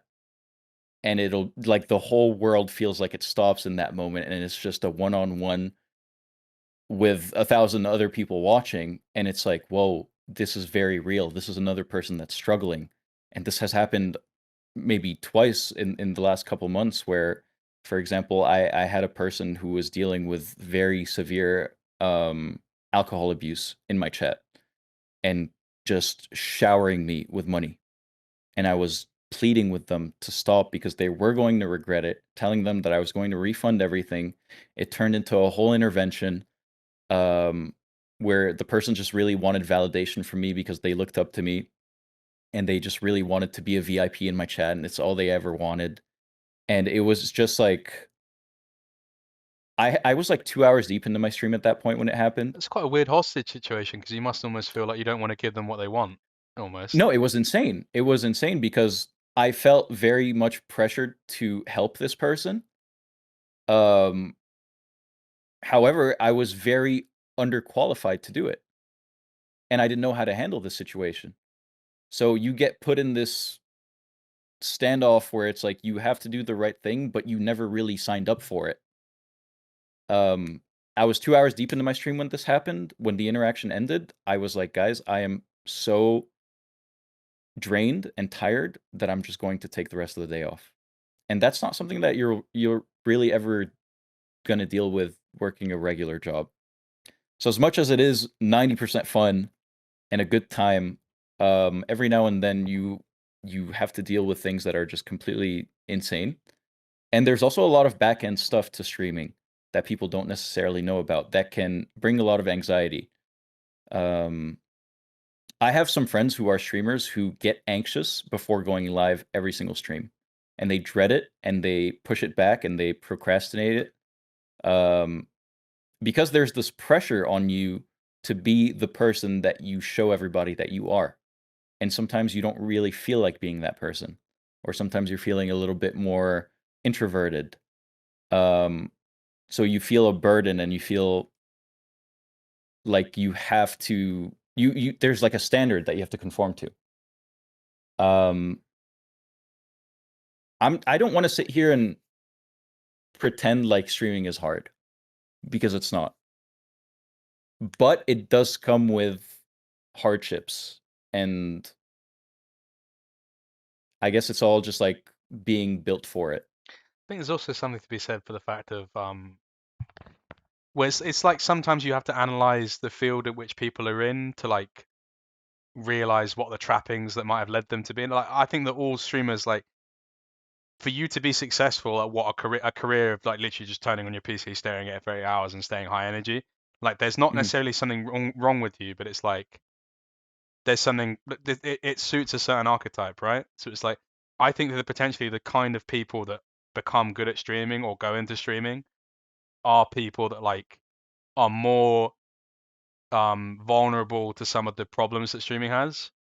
Like I think Yeah. it's an environment in which you have to be like highly, it's a high level of performance, and anyone that is like able to achieve a high level of like, when I say performance, I mean like you're doing a performance, you're not really you're a heightened version of yourself. Anyone Yeah. who's able to do that is someone that I think probably suffers from the insecurity of like not really knowing who they are or like stuff like this. So I think it's a thing where like for me when I look at it, I'm like anyone who can kind of do that has is more likely to possess attributes that make them more vulnerable to like the trappings and the downsides of streaming. Yeah. I mean, I've always advocated to my friends to be as close to themselves as they are on stream in order to make the job easier on rougher days. Yeah. Because imagine having to put on this mask and just act completely insane for 8 hours a day, and one day your dog dies. How do you just transition from that real emotion that you're feeling in that moment and then just completely numb it out and go live and just do whatever it is that you do day in and day out? It's crazy to me. Yeah, and it's so much of like for example, like if Kesha's amphetamines dealer gets arrested, he's going right back to 400 viewers. Kesha's an example of that, but I think, like, he's a rare case of He's so nice in real life if you meet him, by the way. yeah, he is very nice, but he's a rare case of just being built for it. Yeah. Because sustainability is an issue with people who stream with this extreme personality on all the time, but he's just able to consistently do it, and it works for him. But for me, I could never do that. Like, when I'm having a bad day, I'm going nonverbal on stream for 2 hours, and I think that's great because it allows me to still do what I love to do, but, like, I do it moody, and that's fine, and not everyone's having a good day all the time, and I think it's fine to show it, and it's important to show it, and I think it's disingenuous to try to always just have this, like, upbeat personality on stream because no one's really like that, and it can make people feel like, "Well, this guy's happy all the time. Why am I not But it's happy a all the weird time?" thing, isn't it? Because like we're also hypocritical to some capacity in this, because it's like I can empathize with that and I agree with you, but it's then also like if I go to LS's stream and he's like doing like no mic Malzahar, Yeah. there's a part of me that's like dance monkey dance. Like I want to hear you, raging out and like Yeah, speaking but that fake Korean that he does. you're not always gonna get what you want, and Yeah, that's that's important. true. That's true. Yeah, That's true. I don't know, I think it's just all a balance. Like, I have a lot of respect for people who are able to just put on a performance every stream, day in and day out. I can't do that, I don't have the energy, and it makes me tired. Some days I'm very upbeat and very full of energy, and some days I don't feel like speaking at all.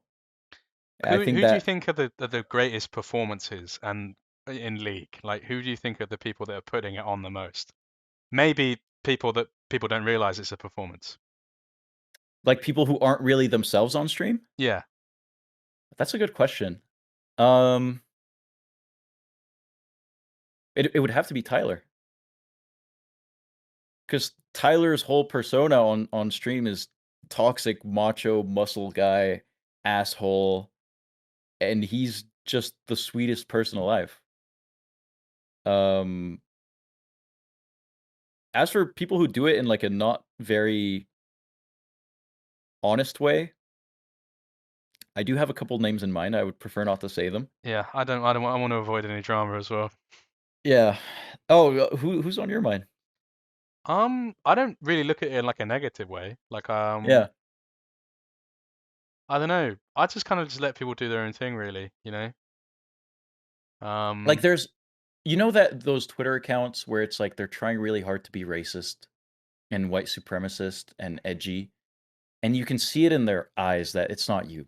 yeah, no, Like, we need it's to bring back respect for genuine racists like yeah, on League Twitter. like, this isn't you. Why are you doing this? Yeah, no, it's like it's like it's like in like The Wire or something where it's like they roll with like a Mexican kid for one time and it's just like they Yeah, like he's the one that has to pull the gun out the time. It's just like he just doesn't manage to do it. he doesn't have it in him. It's just like I'm seeing like this kid from like Serbia with like a Cassid in profile picture, like saying all these things. It's just like It doesn't. It's like when it's like LS saying like Moronica. It's like it just doesn't come like naturally out of him. Like Yeah.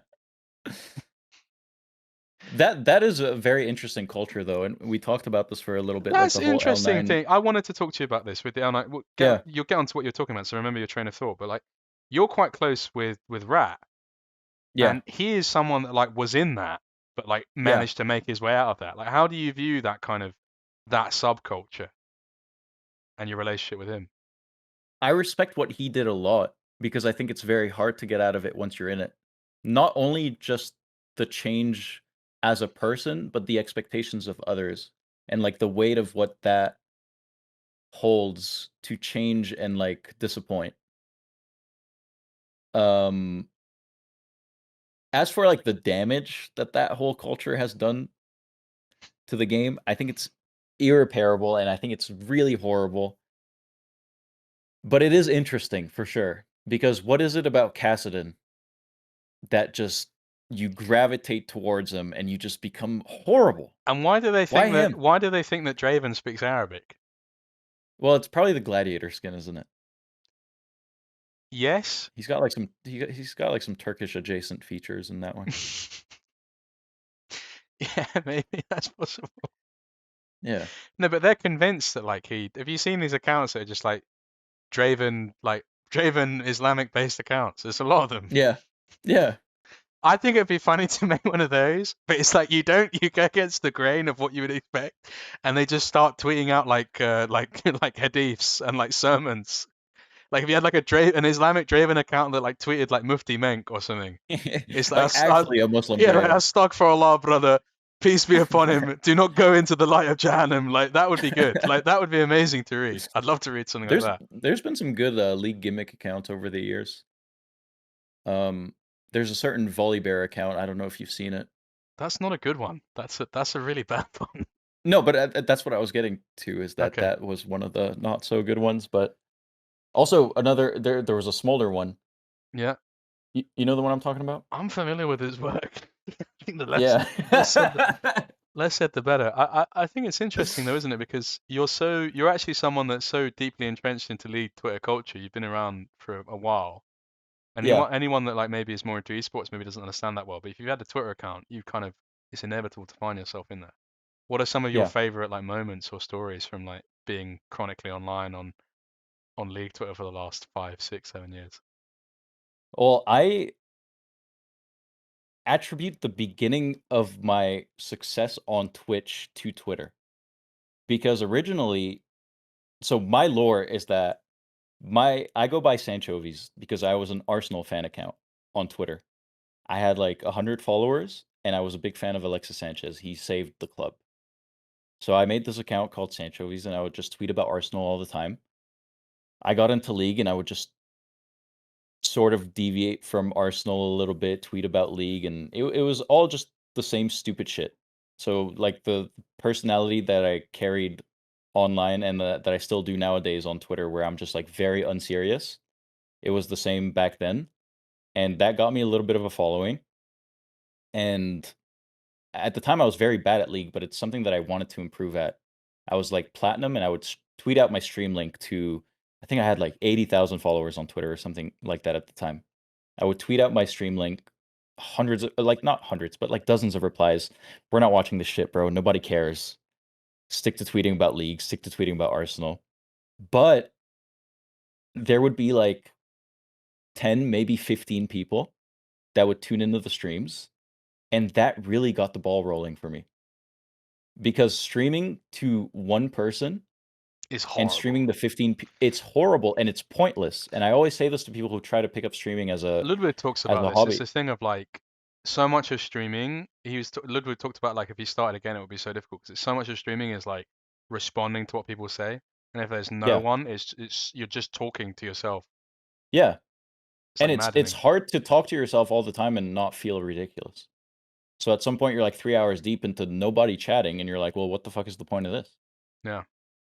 Um Also like the amount of visibility that you gain at the very bottom of the index from jumping from 1 viewer to 15 is insane. You're skipping over thousands of people that are live. And it's just all really a snowball effect. Um, but I guess what I was getting at is that Twitter has always been very important to me, but not in the sense that I take myself seriously on there, but it's just like really an outlet for me to fuck around and be unserious and play. You don't like it as much anymore. You talked to me about not tweet. You barely like tweeting anymore. All I really see from you now is you tagging like Alex Midsmoker with And like like the singing in most. the car. Yeah. Yeah. I'm trying to limit a little bit the amount of time that I'm spending on a screen. Um, I guess it's just part of growing up maybe. But every now and then a thought comes to mind and I don't know. Maybe it comes with having a larger following, but there is some pressure when it comes to just tweeting something that like you would like for it to do well. Yeah. So instead of dealing with all that and making a new account, I just tag the people that I want to see, and I'll just tag a couple friends, Yeah. and most people will just follow those friends anyway. And I guess that's the loophole. I feel like for me, like I actively use Twitter and I feel like I have to tweet, but then it's just like nothing's funny. But it's like when I'm like a little bit more detached from it and I just use it to like write jokes is when I enjoy it the most. Yeah, yeah, yeah. It's the best app to be unserious on. Like I The remember I second you wrote a joke that was like about LS doing EWC and like how he was supporting it so much, and I was just like, I've just found out that LS actually thought the guy's name was Mohammed bin Salman, and like that's just like that's I love that so much because it's just like Yeah, where else could you put that if Twitter? Like it's yeah, just yeah. I'm working on a joke at the moment, but I don't know how to use it. It's about the Baus. Okay. Um, something to do with him being like a Zionist. A Zionist? That's pretty good. Yeah, that's all That's I've pretty got. good. That's all I've got so far. I think I might do something about him trying to find a two-state solution for Piltover and Zorn. Pretty good. I'm working on it, but I'll get back. I'll get back to you on. I'll get back to you on that one. Should get that one guy to cook it up with you who was constantly tweeting about how Arcane was like a metaphor for Oh, Israel and Arsh Palestine. Goyle. Arsh Goyle. Yeah, Arsh Goyle's Shout out also to Arsh. he's also talking about how he's gonna do an interview with Zoran Mumdani. Mm, It's gonna be like, and I made a joke about that. Like, he wants to interview Zahan Mamdani because there's a new champion called Zahan. Zahan Mamdani representing the LP gains are too damn low party. Yeah, yeah. I don't have you on this one. I'm afraid. No, that you lost me there. No worries, bro. Zionist was good, Yeah, at least. we've got Yeah. some more to. I got another piece of material about there's these champions called Darkins. Hmm.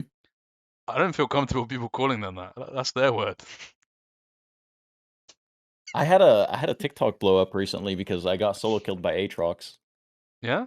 And I was just like, that's the problem with you Darkins. And I said it with a real like venom in my Oh voice. yeah, that's not good. And my whole chat, like I glanced over at my other It's a monitor and it charged was just word. like, it is. It is, but I really didn't mean it like that. But that's what I mean. I But think then it's their word. You know what I mean? yeah, it is. Yeah.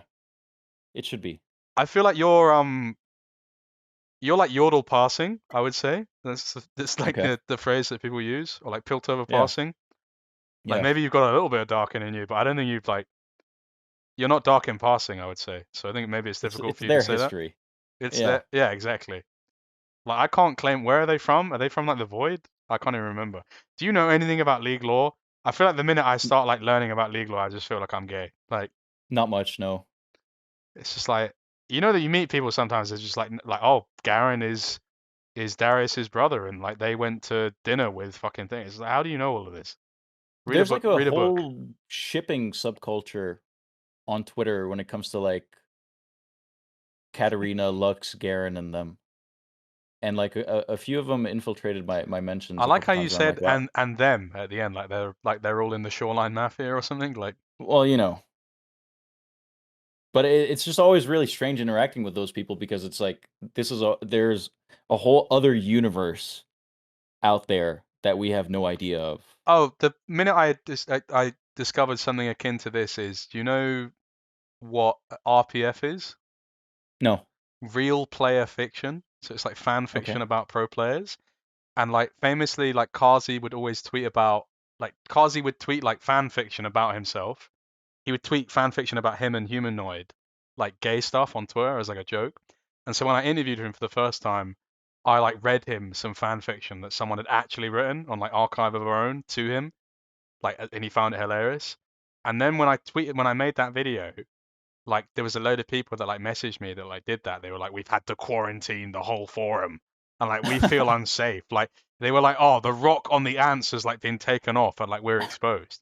It's basically just like loads of people who just write like fan fiction about like I don't know like Chovy fucking Faker, which is That's just like terrifying. it really terrifying, and it's big, by the way. Yeah. It's a big thing. Mm. So if you ever see anyone on Twitter who's got RPF in their bio, that's what they get up to. Yeah. Maybe Noted. I'll not. make I sure to would like block. to clarify for their benefit. It's not exclusively like about that, but because it could be like normal fiction, but like they write fiction about players. Yeah, that's the kind of thing that would scare me. Like that, I think that would just make me feel uncomfortable. Do you think there's any you and Humzh RPF out I there? hope to God there isn't. But I So remember people used to make back it in the was day a Mo hot and TF summer's Blade. it was a hot summer's day at the bodega. Karim glanced over Hamza's arm. I could write something like this. So you were Brought saying his about your bacon, egg, and cheese. Back in the day, people used to make fan bacon? fictions of beef bacon. Um, fan fictions of TF Blade and Mo Yasuo. And Really? they Like would make seriously? fan art. I still have them, some of them saved on my phone. It was full on fan arts of them just kissing, and it would be TF Blade in like Aurelia's armor and Mo in Yasuo's armor, and he would like pin him against the wall. And they made sure it was really realistic because like Mo was like towering over him, and TF Blade was staring at him up like that. It was just that's always where I drew the line of like the second people start making this stuff about me is probably when I'm just gonna call it. Has anyone Kirkified you yet? Oh yeah, How do you you feel want to about see? that? No, I don't want to see admittedly. Actually, I think Vaken did it himself. Someone Kirkified me on Twitter the other day, and luckily no one saw it because it had 3 likes. So Oh, that's fine. yeah, like, but how do you feel about that? Is that not crossing a line for you? You just find that funny, or I don't mind it. I think it's funny. To be fair, I duoed with Huncho, and he played so horribly that I Kirkified him on stream and then just added his picture next to my map cover. So I think it's only fair. Like I can't really. It would be hypocritical if someone had Kirkified me and I didn't that's think it fair. was funny. Yeah, Kirk on to others as one curse on yourself, or whatever they said in yeah, the something Bible. like that. Something like that. Yeah. With the way that things are going and the Christian fundamentalists are reacting to the way he died, that actually could be something in the Bible soon. When they might be making changes. Have you ever thought about that? The Bible's kind of like League. They have like patches to it. There's like new metas and whatnot. They write new versions Yeah, of it. but it's not been patched in a while, has it? No, it's kind of stale. It's like StarCraft. Well, it's like yeah, it's like They're looking for a new remaster. yeah. You religious? Huh. Not really. You're more spiritual. I used to be as a child. I was a choir boy, and but me and God just are kind of not on speaking terms right now. I'd But like to get back into it one day. that's fair. I feel like I'm Yeah. quite a spiritual person in that like I'm very much a big believer in like I'm a believer in like I think if I spoke about some of my beliefs, people would like think I'm like way more like magical fairy girl than I am. Like Mm. I'm a very big believer in like synchronicity and like things happening for a reason and like powers of manifestation and stuff like this. Yeah. Like I think there's like I think that like there's like a world between like there's like a world between like the visual stimulus of reality that like influences things beyond like what we can actually like compete with like visually or whatever, you know? Kind of like the Yeah. idea. Have you heard of like flatland theory in like physics? No. So like in string theory and stuff like this, one of the ways they use to explain string theory is this thing called flatland theory, and it's the idea of like the because one of the major criticisms people would be like if it's a stimulus that I can't see, therefore it doesn't exist, and it's like in the reaction to like phenomena, I think is what they call it, in like Immanuel Kant and stuff like this. It's like the idea if you were a 2D shape, you would never be able to like understand what the 3D atmosphere is. So it's like you can't understand phenomena beyond what your stimulus is, you know? Yeah.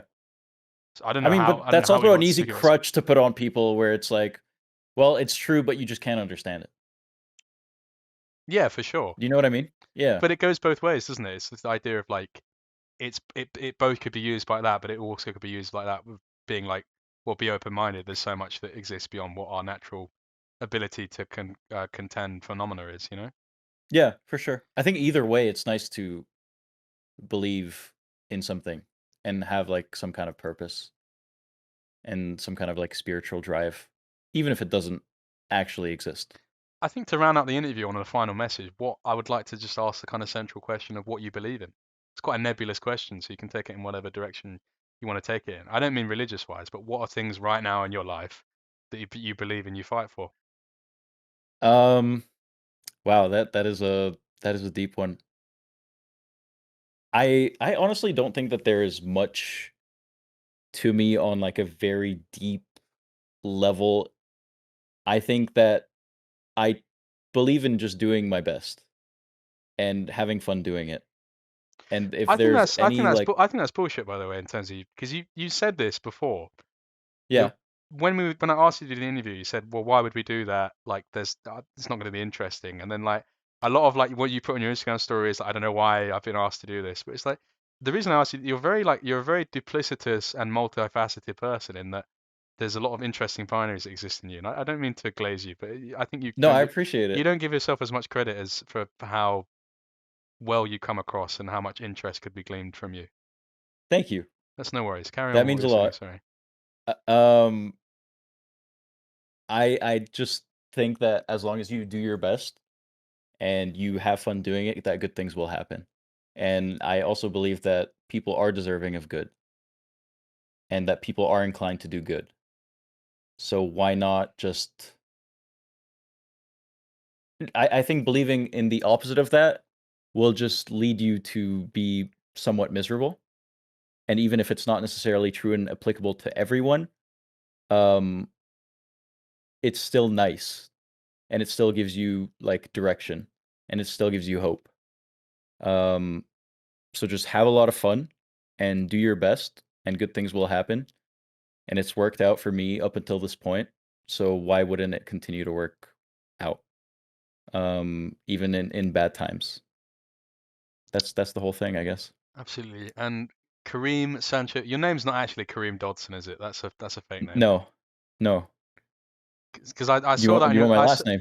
I know. I mean, I was gonna look you up and try and find you Yeah. because I was gonna do research Yeah. for the interview, and then Yeah. I looked up the name Kareem Dodson for like 20 minutes. I was like, his name is not.